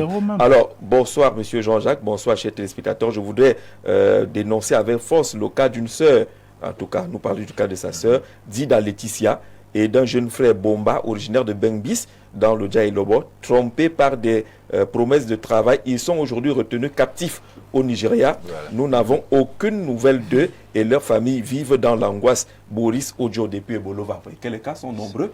Je crois qu'il y a du travail à faire sur ces questions. Question là-dessus, président. Jean Jarzé, je ne voudrais pas me poser sur les épaules de Majesté. Je voudrais arrêter les pieds de ma sœur pour déjà témoigner ma compassion et ne pas dédouaner notre gouvernement et notre société. Parce que voyez-vous, c'est très facile, quand le cercueil n'est pas dans votre salon, vous croyez que la veillée c'est la fête. Le fond du problème, c'est que nous avons réussi à laisser notre espace cybernétique et numérique poreux, très poreux. Que font nos ambassades et nos premiers secrétaires et nos attachés militaires dans ces pays? Vous n'aurez même pas pu vous déplacer parce que je vous ai dit que quand nous serons aux affaires, la sécurité des Camerounais dans et hors du pays sera notre priorité. Vous ne pouvez pas faire ça à un Américain. Vous ne pouvez pas faire ça à un Israélien. On ne vous entendra même pas dire que oh, c'est parce qu'ils sont partis avec le salaire ici. Essayons d'être un peu humains. Et je vous le dis parce que quand j'étais étudiant, il y a les universités jusqu'à date sont polluées par ces réseaux. En tant que délégué, j'ai pu prévenir ce que je pouvais prévenir. Et ils sont infiltrés par des réseaux de scammers. Depuis Boya, depuis Douala, depuis Yaoundé. Avec parfois la complicité des personnes que vous ne pouvez pas imaginer. Vous aurez pu vérifier par exemple le corps de votre soeur pour vérifier si le rein n'a même pas été enlevé, si les parties n'ont pas été enlevées. C'est inacceptable. Venir dédouaner un gouvernement qui aurait pu protéger ces populations dans et hors du territoire pour remettre ça à des pauvres citoyens qui ont été, si le réseau cybernétique était protégé par une unité de guerre cybernétique, est-ce qu'on serait arrivé à ce niveau? Non. Jamais. Et les compétences sont disponibles au Cameroun pour que désormais notre espace cybernétique soit un espace fermé et contrôlable. Mais comme il y en a qui pensent que être ministre, c'est avoir la science infuse, être directeur général, c'est avoir la science infuse. Allez vous parler des réseaux d'immigration. Qui délivre les passeports? C'est pas vous et moi. C'est les migrations qui dépendent de la DGSN. Qui délivre les visas? Ce sont les ambassades avec des réseaux bien installés. Tous les jours, dans les chaînes de télévision au Cameroun, on voit immigration Canada, immigration Amérique, immigration X, Y. Que ce gouvernement prenne ses responsabilités. Parce que venir mettre les enseignants en cause, encore que celle-là n'a pas été victime des crises post-électorales, pour s'exiler. Nous avons une population qui est faible, qu'on doit protéger. Parce que voyez-vous, lorsque vous voyez le fou d'une autre famille danser en route, ça fait rire, Jean-Jacques. Mais lorsque c'est votre fou, vous prenez les soins de le protéger. D'accord. Aujourd'hui, le fond du problème, mes condoléances, chère madame, Merci. c'est arrivé. Maintenant, ensemble, redonnons le rêve camerounais à nos enfants. Parce que voyez-vous, quand on lave l'enfant, on verse l'eau, on garde la bassine le bébé, parce que demain on va encore le laver. D'accord. Bonsoir Gisèle, juste pour demander à la dame, à qui j'adresse d'ailleurs mes sincères condoléances, si de retour au Cameroun, on a procédé à une nouvelle autopsie du corps. Emmanuel Roger Ewangé à Simbok. Est-ce qu'il y a eu Oui, il y a eu une autopsie autopsie. localement? Le corps a été scellé et il y a eu une autopsie. Qui a confirmé la mort naturelle. Oui, qui a confirmé la mort naturelle. Sauf que dans la mort naturelle, en fait, le médecin légiste nous avait dit que le cerveau de ma petite soeur avait été endommagé. C'est-à-dire en 2 mois, elle a dit qu'elle ne comprend pas comment en 2 mois le cerveau a pu être aussi endommagé. Et en plus, elle avait des escarres. Des escarres. Comme le cancer. Bon. Moi, j'ai d'abord pensé au fait que le corps avait mis 2 mois au Nigeria. Et elle m'a dit non, des escarres, c'est différent de la putréfaction. Donc, ça veut dire que, étant vivante, Encore la blessure, elle pourrissait même déjà. Excusez-moi, je t'aime. Ah ouais, voilà, il y avait déjà quelque chose qui n'allait pas, étant vivante. Donc, c'est ça que l'autopsie a relevé. Bonsoir le panel, j'ai vécu cette même scène il y a de cela quelques mois. J'ai un ami qui échangeait avec une fille au Nigeria et cette jeune fille lui proposait de venir au Nigeria pour travailler. Alors mon ami m'a fait part de cela et j'ai commencé à faire des recherches sur la société dont elle m'avait parlé, dont elle avait parlé à mon ami. Au fur et à mesure, j'ai compris que quelque chose ne va pas. Et du moment où j'ai eu à causer avec cette fille sur WhatsApp, elle m'a dit que je suis un ennemi du progrès. Et depuis lors, elle n'a plus fait signe de vie à mon ami. Vraiment, les jeunes doivent se méfier. C'est Onengene depuis Ngaoundéré. Merci et courage à la dame qui est sur le plateau. Jacques Léonce. Oui, très rapidement. Parce je veux perdre le fil des idées. Vous voyez, notre pays a besoin du réveil. Vous avez également au Cameroun des gens qui n'ont jamais été transgenres, qui sont obligés de se faire passer pour des transgenres parce qu'ils veulent l'immigration dans des pays où on accueille ce genre de personnes. C'est un véritable problème. Et je pense c'est ça qui parle tout à l'heure des versions des valeurs. Et je pense que Jean-Jacques, tous ceux qui se réclament de ça dans ce pays doivent subir le châtiment suprême. Parce que voyez-vous, peut-être que ce gouvernement a beaucoup toléré. Ça doit s'arrêter parce que vous ne pouvez pas être un homme normal qui va avec les femmes et vous estimez que vous êtes transgenre parce que vous voulez avoir un visa. Vous êtes une femme normale qui va avec les hommes. Vous estimez que vous êtes transgenre pour pouvoir voyager. D'accord. Merci pour cet aspect-là. Bonsoir, J. Il faut noter que ce n'est pas la faute de ces jeunes-là. Toute la responsabilité revient au président de la République qui démontre à suffisance qu'il ne veut voir aucun jeune émerger au Cameroun. On a fait pratiquement 10 ans l'obtention du passeport en 72 heures et les CNI en 3 ans. C'est Zra de Fougerolles qui fait un peu cette comparaison-là. On a le passeport en 72 heures, mais pour avoir la CNI, il faut attendre un peu plus longtemps. Jacques Léonce, sur le récit qu'on a écouté et les enseignements qui peuvent en découler. Jean-Jacques, en tant que jeune, je suis choqué par l'histoire c'est une histoire très émouvante. C'est très triste. Sauf que au-delà de l'émotion, ça pose un réel problème. Voilà une dame qui avait une situation stable, enseignante, et qui Avec 3 enfants. avec 3 enfants, et qui prend le risque d'abandonner non seulement ses enfants, vous savez l'attachement qu'il peut y avoir entre une mère et ses enfants, mais aussi son travail, Et sa mère aussi. sa famille, ses parents. Elle abandonne tout ça pour suivre un mythe, pour suivre un rêve. Un mirage. C'est pas le rêve, c'est le cauchemar. Un mirage. Donc ça C'est le pose cauchemar. un réel problème sur le mal-être des Camerounais. Parce que si ça avait été un Je pensais chômeur... qu'elle était dans une situation véritablement de mal-être. Je- Parce que finalement, j'en c'est son viens, salaire Jean-Jacques. qui l'aidait là où elle était. J'en viens. Oui. Si ça avait été un chômeur, on pouvait dire, oui, il était dans des conditions où il voulait absolument un emploi. Donc il pouvait partir. Mais il est question de quelqu'un qui avait une situation financière stable. Un personnel de l'État. Formé par l'État, employé par l'État. Maintenant, on peut questionner la gestion de l'État par ce type de personnel. Voilà le problème de fond que ça pose. On a toujours parlé du problème des enseignants dans ce pays. Mais qu'est-ce qui a été réglé finalement sur la question des enseignants par l'État? Aucun. C'est le problème de fond que ça pose. Si ça avait été un chômeur qui reste au quartier, qui se va du on aurait dit, ah, il cherche le travail. Mais il est question d'un enseignant, d'une femme. Ça pouvait encore être un homme a le goût du risque. Mais il est question d'une femme qui prend un tel, vous comprenez que le mal est profond. Le mal est profond. Donc il faut questionner la question dans le fond. Comment est-ce que l'État s'occupe du personnel enseignant dans ce pays?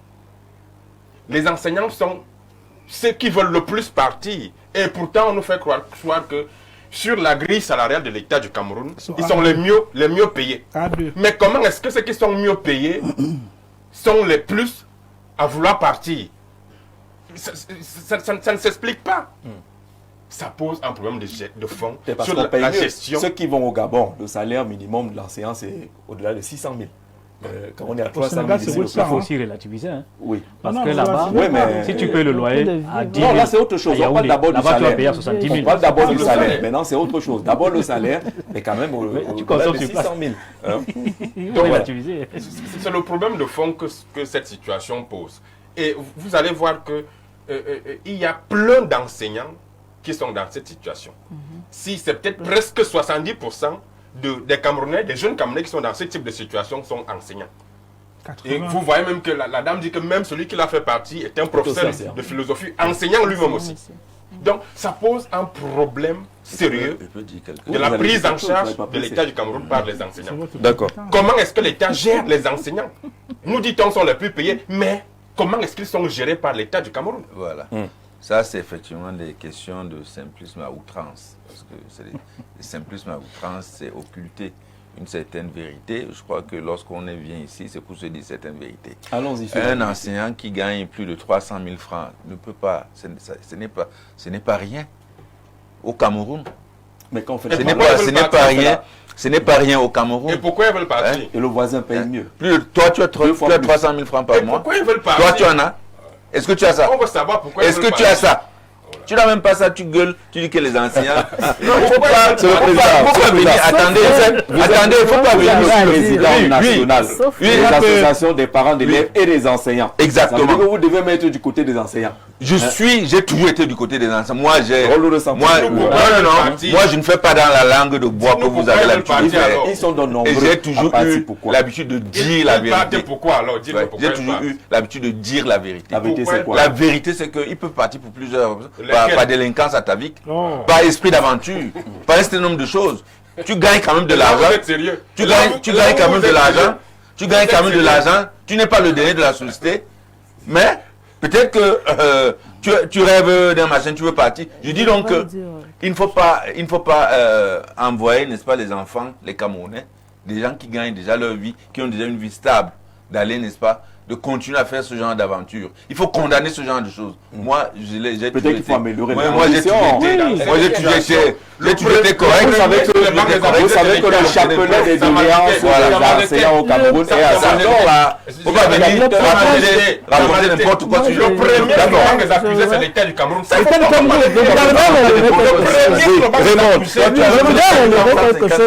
Raymond, quelque chose, oui. La migration ordinaire. C'est un voudrait cancer que national. C'est quand on n'a pas mieux là où on est qu'on va chercher à l'étranger. De façon Sauf ordinaire. que cette forme de migration, la nouvelle forme là, c'est ceux qui ont des moyens même en fait. C'est ça. Puisqu'avant de partir, beaucoup d'entre eux prennent des crédits dans les banques. Voilà. Ils s'endettent, ils partent, ils vendent tout ce qu'ils ont. Et ils ne payent pas ces crédits. Donc c'est un peu ça. Ça fait C'est ça la curiosité, quand même. c'est ça le problème. Le Il mobile, ne faut pas encourager. Ils en ont, mais ils vont chercher. Faut pas encourager les bêtises de ce genre Oui. Mais pour aller être dans esclavagisme, c'est ça le Des problème. questions. Alors, vous changez la Ouais, pas les thématique, bêtises. qu'on comprenne pourquoi les enseignants sont au peloton de tête de ceux qui partent du pays. Yaya Bello. Alors tout à l'heure, je disais qu'il y a une inversion de valeurs. On a fait croire aux gens que pour que vous soyez des citoyens modèles, il faut que vous soyez des milliardaires. Et que pour être milliardaire, on n'a pas besoin de beaucoup travailler toute une vie pour être milliardaire. Tout de suite, on peut l'être. C'est ce qu'on a inculqué dans nos jeunes, dans la Et c'est aussi ce qu'on cultive. C'est un problème. Regardez comment vous fonctionnez. L'État fonctionne. Vous voulez présenter les stades de football, vous allez chercher les influenceuses qui se baladent à gauche et à droite. Des mauvais exemples. Vous voulez aller supporter l'équipe Contre nationale modèle. du Cameroun, Vous partez emportez les influenceurs. avec les influenceuses. Un mauvais exemple. C'est-à-dire qu'on est en train de passer à la promotion. Exactement. Et maintenant, la deuxième chose que je veux ajouter dans ce que je dis, c'est que nous avons perdu le rêve camerounais. Il existe encore. Aujourd'hui, le rêve camerounais n'existe plus. Vous êtes un futur député. Oui, Jeune. ce Moi, il y a rêve le existe rêve. encore. Je rêve. J'assume. Voilà. Pourquoi? Parce que voilà, et comme disait madame, c'est pertinent. Ce sont les gens qui ont l'argent même qui voyagent en fait. Ceux qui vont au Canada. Ce sont pour avoir le truc, rien que dans le compte bancaire, là, Bello. on vous demande 15 millions. Vous demandez à un enseignant de vivre avec 300 000. J'arrive. Comment il fait pour vivre avec 300 000? Je vais arriver à ce niveau. Donc ce sont même les gens qui ont l'argent, qui ont une Non, là, c'est situation quoi? C'est 300 000? financière. Non, pas 300 000. C'est-à-dire que Ah, d'accord. dans la constitution des dossiers pour aller au Canada, là, il y a une caution bancaire qu'on vous demande. C'est 15 millions. 15 millions. C'est-à-dire que ceux qui sont partis au Canada là, régulièrement pour aller travailler, ils ont déposé 15 millions de cautions pour partir au Canada. Avec 15 millions, qu'est-ce que vous ne pouvez pas faire au Cameroun? Qu'est-ce que vous ne pouvez pas faire au Mais Cameroun? la tontine vous dit que ok, vous allez Maintenant, rapidement rembourser. Maintenant, C'est donc, pas la banque. Hein. J'arrive donc Et la à la tontine. gouvernance. Oui. Vous allez vous plaindre du Camerounais qui a 15 millions, qui préfère déposer ça dans une caisse de caution pour aller au Canada. Ok, on a vu des Camerounais ici qui veulent faire des projets. Tout ce qu'on vous raconte là, on a les terrains pour faire l'agriculture. C'est-à-dire tout projet que vous mettez en place, ça ne marche pas. Parce que nous avons donc une bureaucratie qui est là, c'est-à-dire que qui ne vit que pour elle en fait. Qui ne vit que pour elle.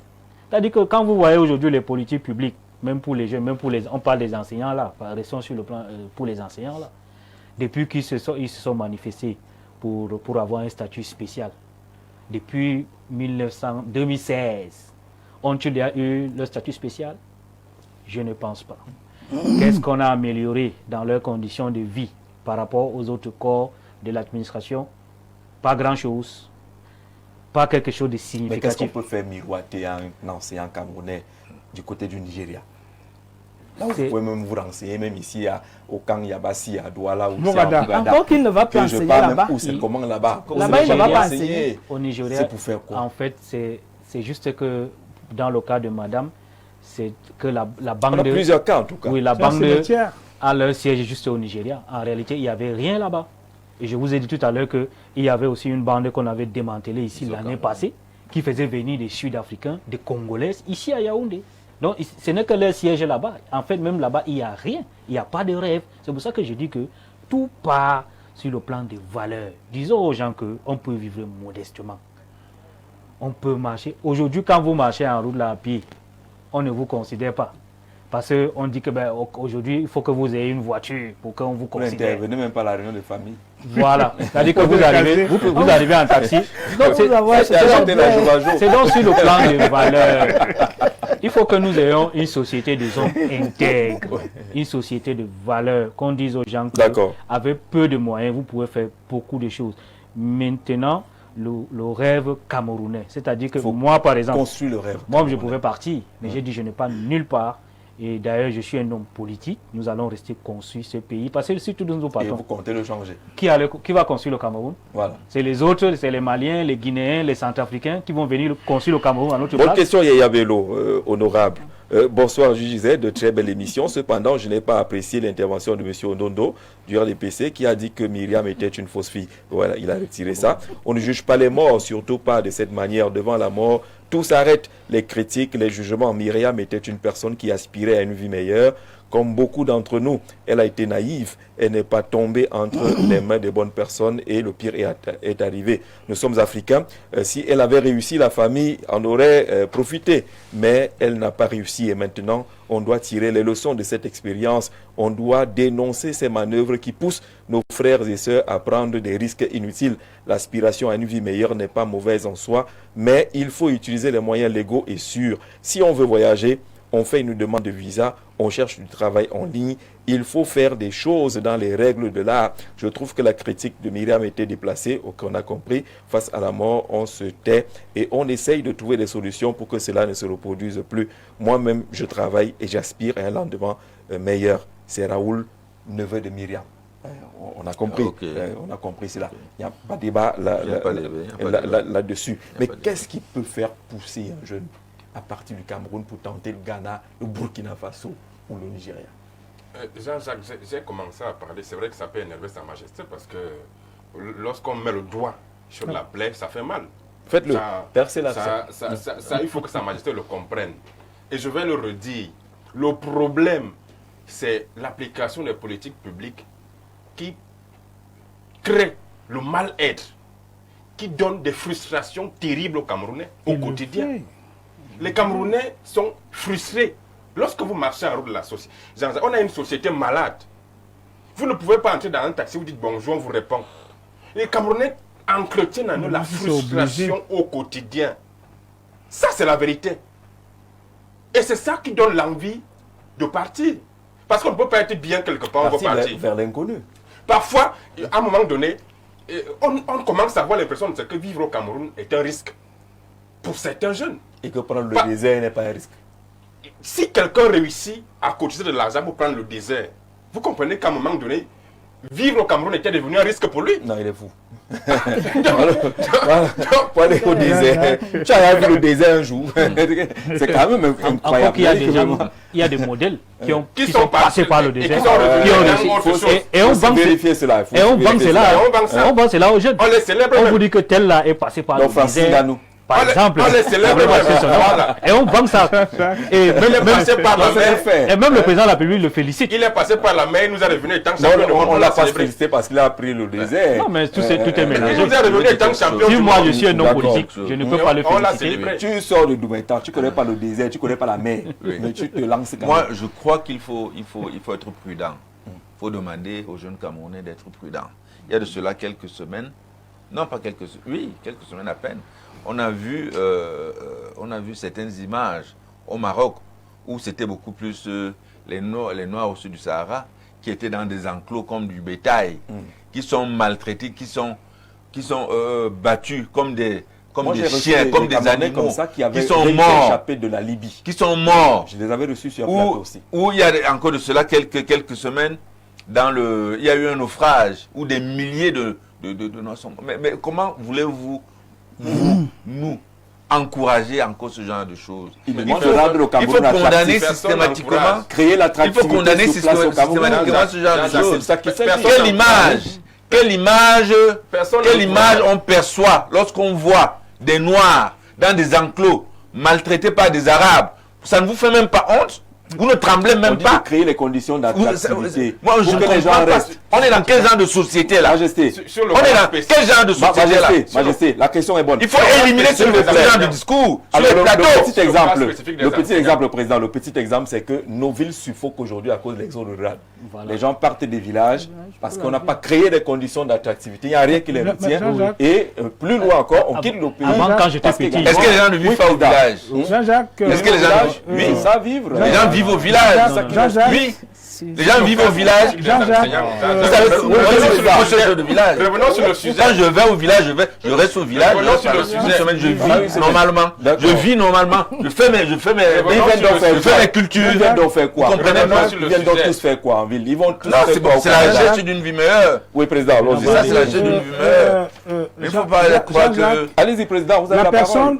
personne qui doit être mise au banc des accusés, c'est le gouvernement du Cameroun. Parce que voyez-vous, il faut créer les conditions d'attractivité au pays. Majesté, défendre le gouvernement, c'est bien.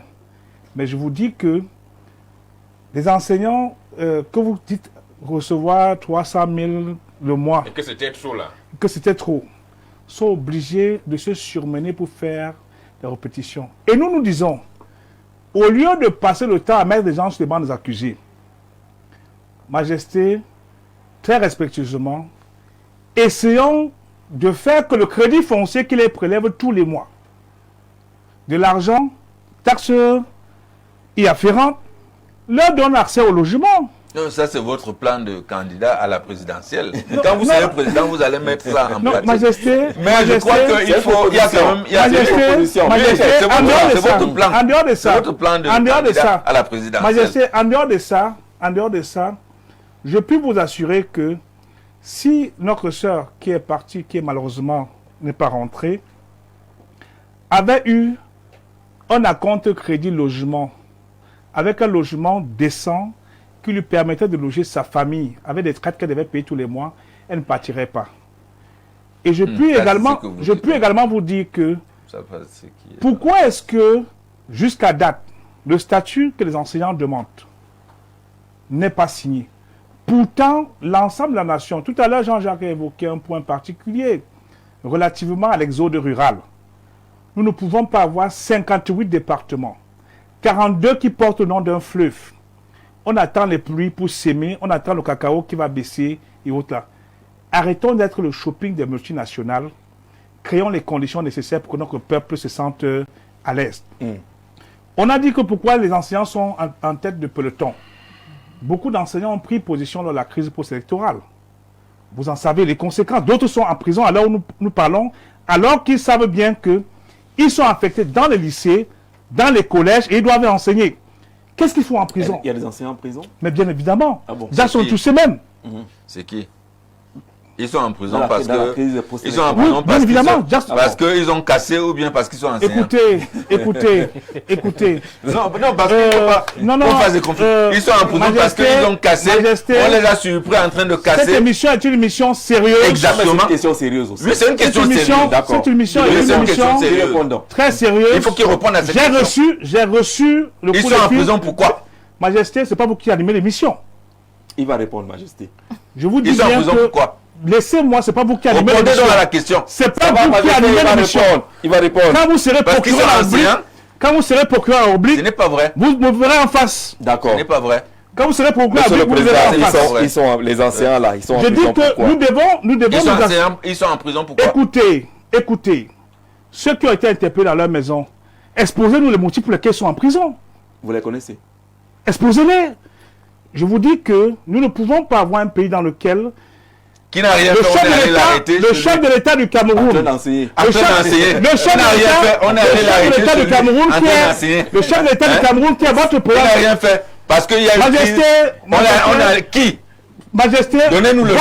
je dis bien que Jacques Donnez-nous Toussé le nom. et tous les autres, Ça méritait Donnez-nous le nom. Samouri Touré, tous ces gens, Nous sommes à Mondiaux Vision. écoutez, Nous sommes à Mondiaux Vision. D'accord, Majesté, on a compris. Si Majesté- vous connaissez quelqu'un qui n'a rien fait, qui est celui, on est allé l'arrêter. Donnez son nom. Majesté, D'accord, merci, vous vous êtes Majesté, exprimé. Majesté, Permettez au président d'aller jusqu'au bout. Majesté, Ah. Samouri Touré et les autres, Samori Touré. le CK et autres qui m'ont saisi il y a quelques jours. Je vous dis bien que Samori Touré, c'est le nom de... c'est un des membres du CECA. C'est un enseignant. Oui, Il est détenu oui. ici à Yaoundé. Bon, dans tous les cas, il y en a qui sont détenus au niveau Non, de si Bouddha. c'est Samori Touré est... qui a dans le nom malinqué là. S'il est... S'il est quelque part... Votre émission est une émission très Il y a un sérieuse. enseignant qui serait Votre émission, détenu. le CECA, il écoute en direct. D'accord. Vous savez... On l'a été parce qu'il enseigne. Écoutez, Majesté, ça ne sert à rien de m'étouffer. Donnez-nous le Je nom. je suis assez de sérieux. quelqu'un. On a Écoutez, donné le nom, non. écoutez. Vous êtes le président des enseignants. Vous êtes Samori Touré. non seulement les présidents nationaux. Non, mais Écoutez, sur le plateau, vous pouvez... Majesté, dire ce que vous Majesté, dites, Majesté. Mais en réalité, est-ce que vérifié? Majesté, ce n'est pas en étouffant les Camerounais que vous allez avoir raison. D'accord, je suis Pour allez-y. l'instant, il y a un Permettez que là, problème, il y a un jusqu'au bout. problème fondamental, Oui, le mal-être camerounais. d'accord. Il y a les OTS qui continuent. Vous ne pouvez pas gouverner un pays et mettre les enseignants sur le banc des accusés, comme pour les jeter à la vindicte populaire, parce que vous croyez qu'on peut se protéger en narguant des solutions de cosmétiques. Il y a un problème fondamental. Ce pays ne peut pas se construire en jetant une partie des composantes à la vindicte populaire. D'accord. Nous devons nous asseoir à l'effet de discuter de façon inclusive. Ça, c'est le plan de campagne présidentielle. C'est pas... Majesté. La présidentielle est derrière campagne, nous. il a fini. Alors, Attendez, dans partir à tout quand il y aura la- s'il vous plaît, dans ce temps, Majesté, vous allez sortir votre pour plan une là. partie significative de la jeunesse camerounaise, oui, c'est devenu une question de survie, de dignité et d'espoir plutôt qu'un simple choix. Les voies légales se referment. Vous savez que les États-Unis, zéro visa 2026. Les voies illégales tuent. Et rester ici rime souvent avec frustration et précarité. Vous avez le choix entre les voies illégales qui tuent et celles qui vous font rester avec la frustration et la précarité. Mais ce n'est pas inéluctable. Des voies appellent à reconstruire l'espoir ici. Emploi décent, justice, sécurité, gouvernance locale réelle. Sans cela, l'exode continuera et le Cameroun continuera de saigner de perdre ses meilleurs cerveaux. C'est Goldfinger Max qui envoie ce message. Bonsoir sur le plateau. Très bon thème. Le problème des enseignants est un vrai problème dans ce pays. Je prends l'exemple d'une dame mariée, sortie de l'école normale et affectée dans le Nord, alors que son époux est en service au centre. Pourtant, toutes ces informations sont demandées au préalable. Comment expliquer cela? Et pour qu'il y ait un redéploiement quelconque, nous savons tous comment ça se passe parce qu'on va demander un dossier de regroupement familial et ainsi de suite. Merci Madame Happy pour cette intervention. C'est assez long, on ne dira pas tout. Bonsoir, très belle émission. Pour changer le Cameroun, il faut être au pouvoir? Pour développer son pays, il faut être président de la République, maire ou ministre passant par député. Joseph de Mengang qui voulait dire que ce n'est pas seulement le président qui peut changer son pays ou le député, mais on a dit que sur l'échelle des priorités, des responsabilités. Bonsoir Jean-Jacques, monsieur en jaune est là de mauvaise foi. On dit souvent que quand le cercueil n'est pas posé devant ta cour, que tu prends une veillée mortuaire, c'est là où tu prends la veillée mortuaire comme une fête. Celui-là, non, c'est Génération Mbok 2 qui dit que vraiment vous êtes de mauvaise foi, monsieur le président. Bonne émission au Cameroun, même quand tu travailles, la terre, le gouvernement te raquette à travers ces sous-préfets qui manœuvrent pour arracher les terres des pauvres paysans. Quand ils revendiquent, ils les jettent en prison. Il faut remoraliser notre société. John depuis Berthois, merci John d'envoyer ce message-là. Alors, il ne faut pas appeler. Aujourd'hui, il n'y a pas des appels en direct. Bonsoir, il faut demander à la Majesté qui est sur le plateau de bouger un peu moins. Le pays va mal à cause de ce type de mensonge. Philippe, depuis Ebolova, qui envoie son message. Bonsoir, Jean-Jacques. C'est Thérèse depuis Garawaboulaye. Si moi, je peux donner les conseils aux jeunes Camerounais, c'est qu'avant de prendre la route, qu'ils regardent d'abord les doigts de leurs mains. Voilà, il faut savoir que si tu n'as pas beaucoup, garde ton peu. Bonsoir Jean-Jacques. et à votre riche panel. Parlant du sujet relatif à l'immigration des enseignants en tête de peloton, je souhaiterais que vous demandiez à Sa Majesté d'éviter de continuer à tenir un discours qui peut révolter. Il est vrai que nous devons chercher à inculquer l'esprit de contentement aux jeunes, mais cela ne doit pas nous conduire à défendre les dirigeants qui confisquent tout au détriment du petit peuple. L'autre chose qu'il faille dire à Sa Majesté, qu'un professeur de lycée ne touche pas 300 000 francs à sa sortie de l'école normale supérieure. Cyril, enseignant depuis Touloum, il touche alors combien, Cyril? Dis-nous tout. Donne-nous le salaire. Hein, il faut, en donnant le salaire, sache que madame n'est pas loin. Ouais. N'a jamais vu. Faut qu'il avoue, c'est que lui touche. De paye. Bonsoir Jean-Jacques, s'il te plaît, au représentant du RDPC, de laisser l'émission être digeste, ces interventions. Voilà, c'est Coco Menka depuis Essos. Coco, c'est bien noté, Sa Majesté a bien compris. Le plus 225, c'est la Côte d'Ivoire. Demandez à votre Majesté, oui, Amara d'Abidjan, téléspectateurs, Majesté, calmez-vous. Parce que même à Abidjan, on vous voit. Depuis, très bonne émission. De grâce à rappeler vos panélistes que vous êtes suivis dans le monde. Donc, chacun respecte le droit de la parole de l'autre. Un peu de respect mutuel. D'accord. Ils ont bien reçu le message.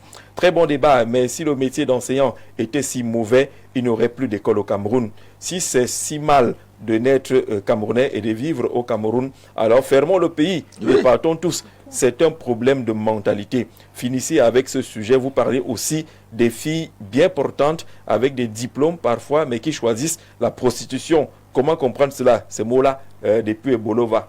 Quel parallèle. Bonsoir Jean-Jacques. Dites au monsieur un jour là, c'est Sa Majesté, c'est pas le monsieur qu'un chef n'est pas émotif. Ah d'accord, vous savez qu'il était chef. Bonsoir le plateau, dit à Sa Majesté, qui est vraiment Majesté. Je vais commencer à vous transférer ça. Vous avez lu le soir, même en famille. La vérité blesse. Le véritable pas dans la langue de bois. Le véritable problème des enseignants, c'est que même si tu as un salaire de 300 000 francs, la maison coûte combien? Vraiment, le gouvernement doit revoir les choses. C'est Ururich depuis Yokadouma qui envoie ce message-là. Bonsoir, monsieur en jaune, demandez-lui d'avoir... Oui, il a compris. Monsieur Kamkop, vous êtes depuis Kamkop à Bafoussam. C'est pas comme on vous dit merci également d'être là. Est-ce qu'on peut faire quelque chose pour que nos frères et sœurs ne courent plus ce genre de risques? Oui.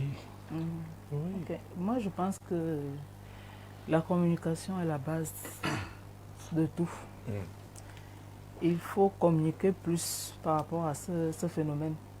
Il faut montrer les dangers. En fait, l'immigration n'est pas mal. Moi, je ne pense pas que ce soit un problème. En fait, immigration choisie. N'est pas mal. Immigration choisie. De se dire, ici, j'ai 300 000, je vais au Canada, aux États-Unis, partout. Là-bas, je peux avoir 1 million. Mais d'abord, on n'est pas les champions du monde en matière. Hein. Voilà. Il y a des pays, même les plus assis, on va le dire ainsi, qui sont des champions. L'Inde aujourd'hui, la France, les États-Unis, la Chine. C'est le problème, c'est de choisir la bonne voie. Mais le danger avec ce réseau, qu'on appelle généralement QNet. Comment? Le QNet.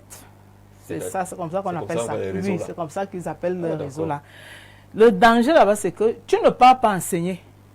Déjà, on te miroite que tu vas aller en Italie, en Afrique du Sud. Et sur ces enfants, 90% n'ont pas de passeport. Ils passent par l'IMB. Donc, oui, avec la CNI. Les CRIC. Carte nationale d'identité. Puisque déjà, nous sommes visa-free avec le Nigeria. Donc, tu entres au Nigeria comme tu veux, tu en ressors comme tu veux. C'est la Gadou? Voilà. De toutes les frontières, tu parlais. Ça fait que si on te dit tu vas aller en Italie, tu ne peux même on ne te demande même pas de faire ton passeport au Cameroun. Et on te dit tu vas aller faire ton passeport au Nigeria. Ou bien en Afrique du Sud.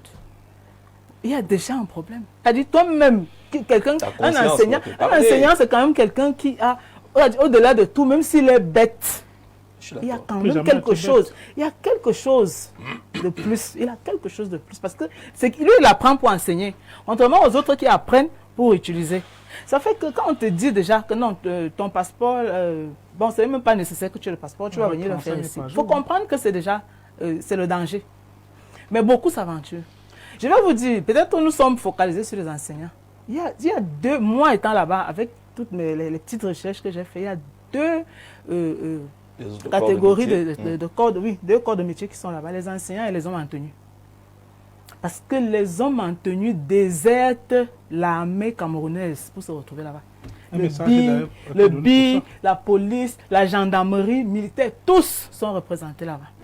J'ai fait au moins, les 2 mois que j'ai fait là-bas, je suis allé dans ces zones-là plusieurs fois. Et quand vous rencontrez, et j'avais des enfants qui fuyaient ces zones pour arriver à Lagos, puisque j'étais à Lagos, qui arrivaient. Et quand ils vous disaient ce qu'ils ont vécu là-bas, c'est que c'est les hommes en tenue. Quelqu'un était officier de police et ils s'en vantent. Que j'étais officier, je touchais 200, 250 000, j'ai laissé ça pour venir. Je parle de ce que j'ai vécu. Plus de 200 000. Bon, moi je dis les 400 000, c'est le voilà. mensonge. Lorsqu'on vous passe le temps à mentir, les gens vous venez verser ça. Les téléspectateurs, elle rend compte de ce qu'on lui a dit. C'est ce qu'on me disait. C'est dans le mensonge. Ce que je voudrais vous faire comprendre, c'est que quelqu'un c'est pour dire que j'étais à l'aise. Mais il ne faut pas laisser les gens prospérer. Parce que le gendarme, j'étais à l'aise, mais j'ai préféré abandonner. Les gendarmes. Quel genre de gendarme? Il y a même le gendarme. Il y a le simple gendarme. Jean-Jacques, en 30 secondes. Jean-Jacques, le gendarme sans grade ou le gendarme avec grade. Jean-Jacques, un officier de police, madame. Un officier de police. Jean-Jacques, en 30 secondes, majesté. Justement, ils sont là-bas. Madame. C'est ça le problème, c'est ça le drame. Et 400 000 francs, ce n'est pas rien. C'est ce que je dis. Madame, il y en a même qui sont au Cameroun, qui sont partis au Nozo, qui sont revenus trouver à la banque solde indisponible, motif décès, ils sont vivants. D'accord, c'est des erreurs. Soyez sérieux, Majesté. À la sortie de l'école en catégorie A1, c'est 200 000. Raconter des choses qu'on ne comprend pas. On va avoir les informations, monsieur le président des enseignants. En catégorie A1, sortie de l'école normale, c'est 227 000. En A2, c'est 237 000 francs. Quand vous sortez de l'école, c'est moins de 300 000. Oui. Quand vous sortez de l'école. Bien sûr, vous êtes enseignant ou pas? Oui, mais il y a un profil. Vous ne pouvez pas sortir, vous gagnez des millions. Non, n'encouragez pas les faussetés. N'encouragez pas la facilité. Attendez, n'encouragez même pas la facilité. Ce n'est pas notre. Vous, lorsque vous êtes sorti de l'école, en tant que journaliste, il faut éviter le discours révoltant plutôt. Non, c'est pas. Je ne suis pas là pour vous plaire ou plaire à qui que ce soit. Je suis là pour dire la vérité. Lorsque vous sortez de l'école, vous n'aviez pas le même traitement maintenant. Vous avez évolué. Et c'est tout à fait normal. C'est dans tous les corps. On l'a compris. Pourquoi voulez-vous donc que quelqu'un, un ancien, parce qu'il enseigne, il sort de l'école, il doit toucher 500 000? Non, il évolue comme tous les autres corps. Et il faut respecter ça. Il va finir par toucher 500 000 un jour. Il faut respecter ça. Jean-Jacques II, oui, il y a une voie de sortie. Il faut respecter ça. Entre-temps, le loyer ne sait pas que tu es sorti de l'école. Il y a une voie de sortie. Il ne peut pas construire la maison. Quand tu es loyer, quand tu sors, la parole. Tu peux louer même pour 50 000. La parole. Ou 40 000. Jean-Jacques II, je crois que... Et bien vivre. Il faut pas encourager les bêtises. Il faut être optimiste et dire qu'il y a une voie de sortie. Commençons par dire que nous avons besoin d'un réarmement moral de notre société aujourd'hui. C'est-à-dire qu'il faut dire à nos citoyens qu'on peut vivre décemment et que la richesse se construit. C'est ce que vous allez partir dire dans le Méré, quand vous trouverez que les gens... on exploite l'or, ils n'ont rien. J'arrive. Aussi, vous avez dit qu'il faut être moralement bien, il faut réarmement moral. J'arrive. Tout commence d'abord par l'esprit, la perception qu'on a des choses.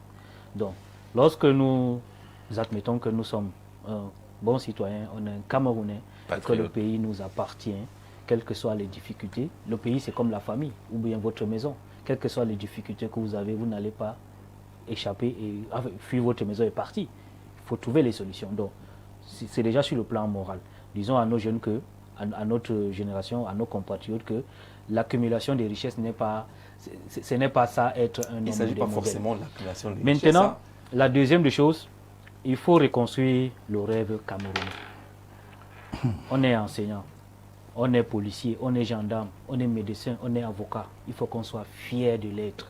faut qu'on ait des Et Camerounais. Abeno, comment est-ce qu'on va être de fier si on est conviction. enseignant Absolument. et que chaque année on est avec les pancartes OTS, Je vais arriver. OTS. Vous faites comment? Je vais arriver à Et qu'ils ça. attendent un statut qui n'arrive pas, vous-même vous l'avez évoqué Effectivement. tout à l'heure. Et il y a un militaire qui demande, demandez à monsieur en jaune là combien nous on touche en tant que militaire quand il parle trop là. Notre Il touche salaire plus que en les tant que anciens, militaire ils se taisent. est de combien? Posez la question, monsieur, pensez-vous qu'un seul instant, un militaire au sortir de sa formation touche un salaire de 42 000 et qu'il est à Yaoundé, il se voit louer un studio de combien ou une chambre de combien, ce monsieur en jaune là? S'il a construit Il à touche plus Yaoundé, que les anciens, est-ce moins qu'il que les fera des anciens. studios? Si vous construisez, est-ce que vous continue. ferez des studios à 5 000 francs? C'est le militaire qui dit, Je quand ils continue. sont, il a 42 000. Donc Voilà. l'ancien Je le veux dire dépasse. que je C'est continue en curieux, je disant croyais que- que l'ancien ne dépassait personne. Il faut donc avoir l'information. Je Voilà. continue en disant que nous devons avoir des Camerounais de conviction. Et c'est pour ça que nous travaillons dans le cadre de nos activités politiques pour que nous aboutissions à cet objectif. C'est-à-dire qu'on a un enseignant qui enseigne par conviction, on a un gendarme, un policier qui le fait par conviction, par patriotisme, on a un médecin, un avocat qui le fait par conviction. Maintenant, actuellement, on ne peut pas aussi ne pas admettre le fait qu'il y a une malgouvernance qui gangrène notre pays. Il avait tout pouvoir. Hein. Tout à l'heure, vous avez pris un exemple. Ils ont été Pourquoi, au pouvoir pourquoi Yaoundé Ils sont en étouffe? coup d'alliance. avec l'UNDP. Oui. Pourquoi les centres urbains étouffent? Étouffe. Ouais. C'est parce que la décentralisation a échoué. Avant, moi, quand j'étais petit, les gens blaguaient Il n'y avait souvent. pas encore la Ils décentralisation. disaient, bon, quand ça ne va pas en ville, moi, je préfère rentrer au village. Parce qu'avant, le village donnait, disons comme ça, le village était un refuge. Aujourd'hui, le village n'est plus un refuge. Vous partez au village, vous mourrez en 2 jours. Il n'y a rien. C'est pour ça que la décentralisation aboutie doit être aussi un objectif à atteindre. C'est-à-dire qu'on construit le développement au niveau de la base. On construit le développement au niveau des communes, au niveau des régions. C'est-à-dire qu'on donne la possibilité aux populations locales de pouvoir être épanouies au plan local. Je suis sûr qu'il y a beaucoup de gens ici, là, si dans leur localité, il y avait des opportunités, ils ne seraient pas venus à Yaoundé vendre des chaussures ou bien faire les motos-taxis et autres, ou bien faire le café au Carrefour. Et là, nos villages sont... Personne n'a sont rêvé de déserts. faire ça. C'est parce que dans les villages, dans les localités, là où on construit le développement à la base, et c'est comme ça dans les grands pays, parce que vous arrivez à Washington DC. D'ailleurs, Washington DC n'existe même pas. C'est l'assemblage on a coupé l'État de Virginie, on a coupé le Maryland, on a fait comme ça. C'est devenu Parlez de capital. Meganga, on va comprendre. Voilà. Donc, plus facilement, là où vous serez député. Donc- c'est un exemple. beaucoup. Non, c'est un exemple. Donc,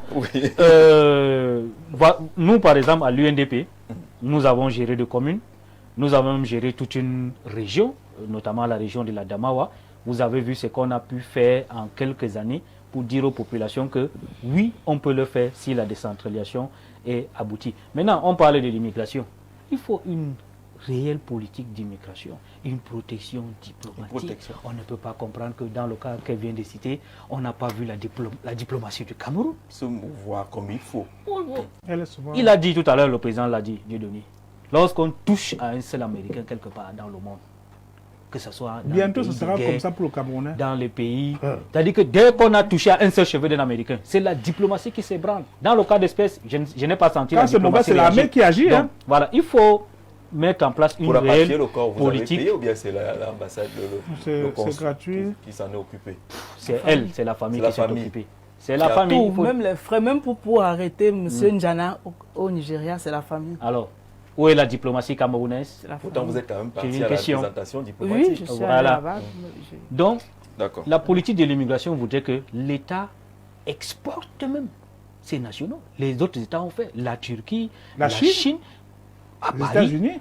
à Paris, il y a une banque turque qui accompagne les Turcs qui sont établis à Paris, qui les finance même et crée des mécanismes de Ils sont très retour installés dans la d'investissement. restauration. C'est la même chose avec la Russie, c'est la même chose avec la Israël. Tunisie, avec Israël. Mais nous alors, vous avez des Camerounais qui sont sans papier Le dans Burkina le le pays. fait déjà aussi. Il y a la représentation diplomatique qui n'est pas au courant. Donc ça c'est un problème. Il faut revoir cela. C'est pourquoi je dis que la solution n'est pas de parti. La solution c'est que nous devons rester construire notre pays nous-mêmes. Maintenant donc, au plan, Il n'est sur pas le plan... interdit d'aller chercher les avoirs Ailleurs. et les Aïe, savoirs. Oui, c'est pour ça ailleurs que pour j'ai parlé développer le de pays. mettre en place une vraie politique d'immigration. D'accord. C'est-à-dire que nos nationaux qui vont ailleurs, parce que toutes les grandes puissances le font, ils ont les nationaux. La Chine, par exemple, exporte ses chômeurs. C'est-à-dire que les Chinois que vous voyez ici, là, avec les entreprises, c'est leur pays qui les a envoyés, les a financés, qui les protège et qui crée un mécanisme de retour d'investissement au pays. Mais chez nous, vous avez des Camerounais qui viennent même pour investir dans leur pays, ça devient le problème. On les chasse, on vole même leur argent. C'est pour ça que nous n'allons pas tous partir. Et comme je le disais tout à l'heure, ce ne sont pas des Maliens, des Guinéens, des Centrafricains qui vont construire ce Cameroun. Super, c'est nous qui allons construire. Monsieur Yaya Bello a bien parlé. Les jeunes d'aujourd'hui sont trop pressés. La vie, c'est un peu. Voilà, lorsque j'étais affecté à l'extrême nord, mon ami m'a appelé pour le Nigeria. Et au point de me dire qu'un enseignant n'a rien au Cameroun, alors que si je suis au Nigeria, tout ce dont j'ai dépensé durant ma formation, je pourrais travailler ça en 6 mois. Et moi, j'ai demandé combien il me faut pour arriver jusqu'à lui. Il m'a parlé de 200 000 francs, étant donné que je travaille déjà à la frontière Cameroun-Nigeria. J'ai dit que je vais réfléchir. Le lendemain, j'ai fait mes recherches et je suis revenu vers lui. J'ai dit que mon transport reste 35 000 francs, qu'il m'envoie donc ces 35 000 francs. Et je viens, après avoir demandé cette somme, le gars m'a bloqué. Il n'en a plus parlé. J'apprécie beaucoup l'intervention de M. Bello. Jean-Jacques, lorsque tu choisis un métier, tu prends tous les renseignements, salaire et horaire de travail, etc. Il ne faut pas choisir un travail et après, tu dis, j'avais signé sans lire pour dire aux enseignants qui découvrent que leur salaire n'est pas très bon. Il faut d'abord maîtriser lorsqu'on va quelque part. Le monsieur en jaune n'accepte pas notre réalité. Combien de Camerounais vivent, même moralement, en paix du fait de notre gouvernance? Qu'est-ce que l'État fait pour amener nos frères qu'on peut construire? Il a dit qu'on peut construire ce pays ensemble. Demandez à monsieur, à Sa Majesté, je crois que c'est ça, du LDPC d'être... Voilà, il est... La vérité aussi a aussi besoin de calme et d'honnêteté. Voilà, même comme vous dites que c'est pour la vérité aussi besoin de calme et d'honnêteté. Respect aux panélistes, c'est Lagous Bama depuis Ouagadougou au Burkina Faso. C'est un frère qui nous suit là-bas. Bonsoir Jean-Jacques. Je suis enseignant fonctionnaire. J'ai terminé mon école l'ENS de Marois en 2020. J'ai été affecté en 2023. J'étais ECI de 2023 jusqu'en 2025. ECI, c'est enseignant en cours d'intégration. Hein. Et en 2026, j'ai été victime de suspension de solde. Même pas 1 an de salaire. Vous-même, à ma place, ce pays ne nous pose pas à partir. Monsieur, vous-même, que Dieu nous aide. Merci. Votre message a été lu. C'est des cas qu'il faut porter à l'attention des uns des autres. Alors les gens du Ouagadougou, ils sont nombreux à nous écrire depuis le Burkina Faso. Bonsoir Jean-Jacques. Bonne émission. Ce monsieur en jaune est un danger. Le corps médical et le corps enseignant ont la palme d'or des grands déserteurs de la fonction publique, sans oublier les hommes en tenue. Le mal est profond. Jean Pat depuis Nouvelle qui confirme pour les hommes en tenue. Salut Jean-Jacques.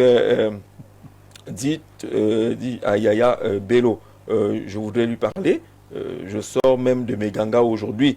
Alors, voilà quelqu'un qui peut vous voter.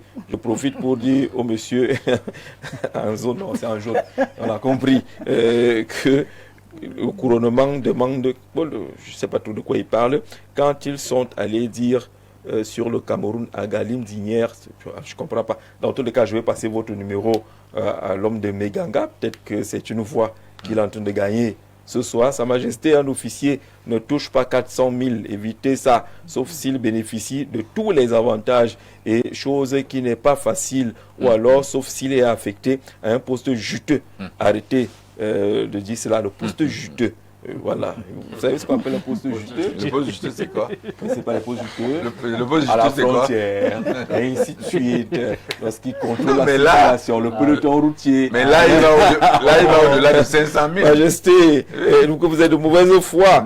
C'est Mahamat depuis Garoua. Il dit que vraiment. Ils ne veulent pas accepter. Ils doivent dire. Très bonne question, s'il vous plaît. Demandez. Ouais, vraiment, ça va. Car un enseignant à la sortie ne touche pas 300 000 francs. Parfois, on lui donne les 2 tiers du salaire. Ce monsieur est un danger pour la société, Calvin de Damas. Je vois donc que vous-même vous êtes de mauvaise foi sur le plateau. Oui, parce que vous riez, mais ça ne fait pas rire. Mais c'est un peu bête. Parce que nous sommes là pour éduquer. Alors la voie de sortie. Lorsque vous-même vous riez sur des mensonges que vous-même vous préférez sur le plateau, ce n'est pas sérieux. Oui.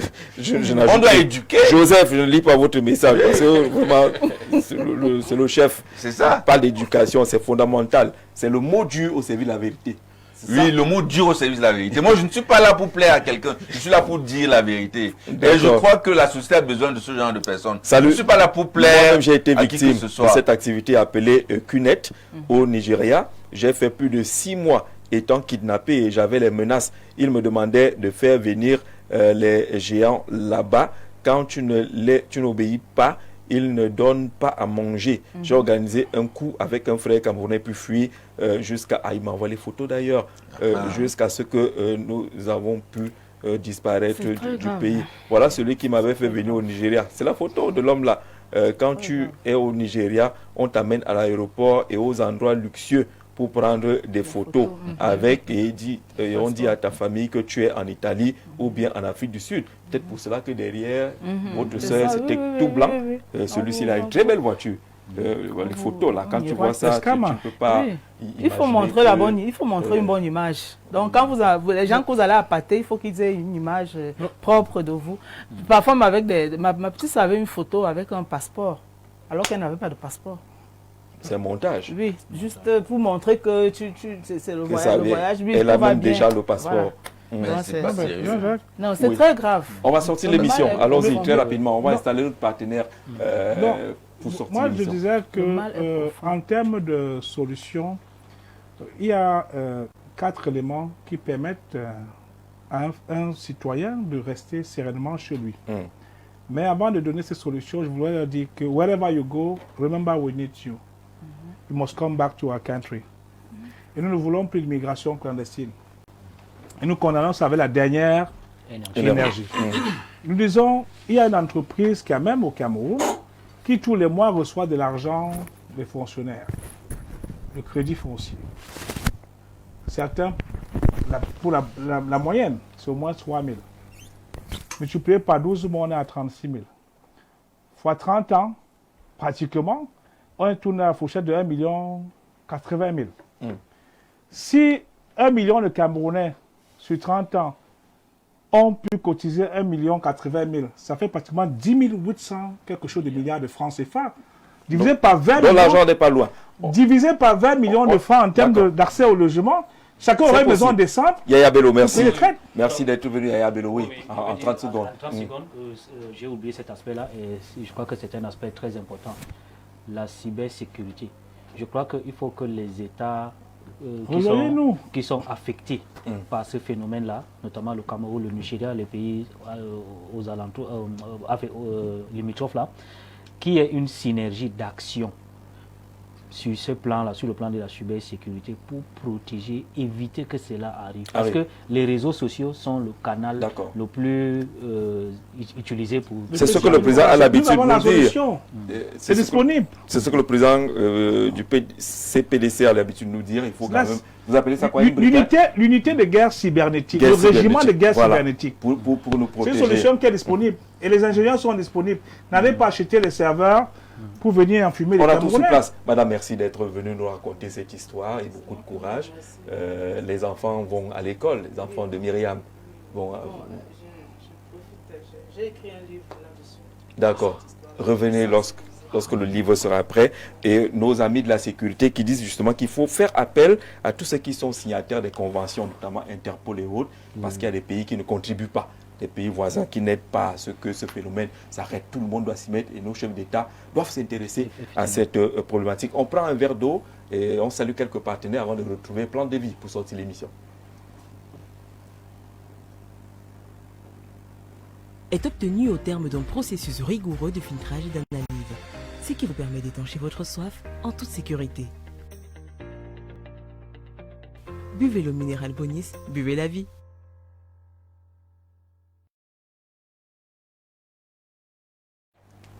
Merci de retrouver sur le plateau pour accueillir Lema Kouma et Plante de vie. Bonsoir Lema Kouma. Bonsoir Jean-Jacques et merci encore de l'invitation que vous me faites cet après-midi avec ce sujet assez sensible. Très sensible. Ça fait mal ça fait froid dans le dos en fait. Mais nous sommes là pour parler de santé de manière générale pour des personnes là qui souffrent de différentes pathologies, à savoir le chlamydia ou la chlamydia ou même la chlamydiose. Pour les personnes là qui n'arrivent pas à trouver satisfaction à leurs différents maux dont ils sont victimes au quotidien. Ces hommes-là qui ont des problèmes de troubles érectiles, des problèmes de reprise de langue, des problèmes de faiblesse sexuelle et même parfois d'éjaculation précoce. Et heureusement, nous avons mis sur pied le produit King Tapé Tapé qui permet à tous ces hommes-là qui ont les problèmes de troubles érectiles de pouvoir reprendre normalement. Parce qu'il faudrait dire à tous ces hommes politiques que ça ne sert à rien de donner fort, mais sans pouvoir être hommes à la maison, parce que nos femmes à la maison, oui, parce que nos femmes souvent à la maison, elles nous lancent souvent des petites piques à la maison que quand les vrais hommes parlent, toi aussi tu parles. Cher monsieur, ne vivez plus ces genres de frustration, parce que oui, nous avons mis sur pied le produit King Tapé Tapé qui vous permet désormais d'assumer et de réaffirmer votre autorité en tant qu'homme à la maison pour vous là qui êtes victime de problèmes de troubles érectiles, des problèmes de faiblesse sexuelle et éjaculation précoce. À côté, nous avons le produit Open Sex, ce produit qui permet d'augmenter la taille et le volume de l'appareil génital pour ces messieurs qui sont victimes, parce que oui, cher monsieur, vous êtes victime du petit appareil génital parce que soit vous avez été vos parents ont pratiqué la circoncision précoce sur vous. Résultat de course, l'appareil ne s'est pas développé normalement. Nous avons donc mis sur pied 3 formats. Ces 3 formats, il y a le grand format qui augmente entre 4 et 6 centimes d'augmentation. Il y a le moyen format qui augmente entre 2 et 4 centimes. Le petit qui augmente entre 1 et 2 centimes. C'est tout le monde qui peut utiliser le produit Open Sex. Que vous ayez 50 ou bien 80 ou bien 20 ans ou bien 25 ans, vous pouvez utiliser le produit Open Sex et ceci c'est sans effet secondaire. Jean-Jacques, si tu me permets, nous avons encore le produit Rhumatox, ce produit qui concerne uniquement les personnes qui sont victimes de rhumatisme, d'arthrose ou bien même des nerfs sciatiques et aussi de la goutte. Et des personnes à côté qui sont en surpoids et que les os n'arrivent pas à supporter la masse corporelle, le produit Rhumatox vient donc renforcer les os, il renforce le système immunitaire, il renforce aussi le cartilage pour ces personnes qui sont victimes des os qui s'usent, des os qui se rongent. Le produit Rhumatox vient donc renforcer vos os et renforcer votre cartilage et dans le même temps renforcer le système immunitaire. Les parents là qui ont 80 ans, 95 ans ou bien 50 ans et que ils sont victimes des os qui font mal, ou bien ils sont victimes des genoux qui font mal, ou bien ils sont victimes des nerfs sciatiques, le produit Rhumatox vient vous apporter les solutions. Le Rhumatox, ce n'est pas un produit, c'est pas une pommade bien bon, c'est un produit qui est buvable et de manière la plus simple. On va ouvrir la boîte, qu'on va mettre une cuillère à café dans un litre d'eau et demi. On va boire un verre matin et un verre soir. Yaoundé, nous sommes situés au quartier Nkolondongo, Carrefour Iptec, à l'immeuble Baïga Center, face maison du parti ou maison de la femme. Douala, nous sommes situés à la cité des Palmiers, derrière le lycée de la cité des Palmiers. Et nous sommes aussi à Aquanor, ancien hôtel Madiba, lieu-dit église Salem. Les personnes qui sont victimes des hépatites B et C ou bien même des diabètes de type 1 ou de type 2, quelle qu'en soit la célérité de votre diabète, venez à Plan de Vie pour pouvoir avoir la santé dont vous méritez désormais. Merci Lema Kouma, merci à Joël Debicoq. On a reçu le message, hein. Tu t'inquiètes également et tu dénonces au cas de ceux qui ont quitté l'armée pour se retrouver en Russie. Ils se retrouvent dans les champs de guerre en Ukraine et meurent là-bas sans qu'on ne voit même leur corps. Merci de signaler également ce cas de départ. C'est la fin de ce programme. Nous on se retrouve demain à 21 h dans le cadre du programme À vous la parole. Et nous aurons comme invité Jean-Baptiste Nguiniefa, l'ancien directeur général de la Société Camerounaise des dépôts pétroliers. Pendant 90 minutes, il va nous parler de ses 15 ans passés en prison dans le cadre de l'opération Épervier et sa nouvelle vie. 21 h demain. À vous la parole. Très bonne soirée.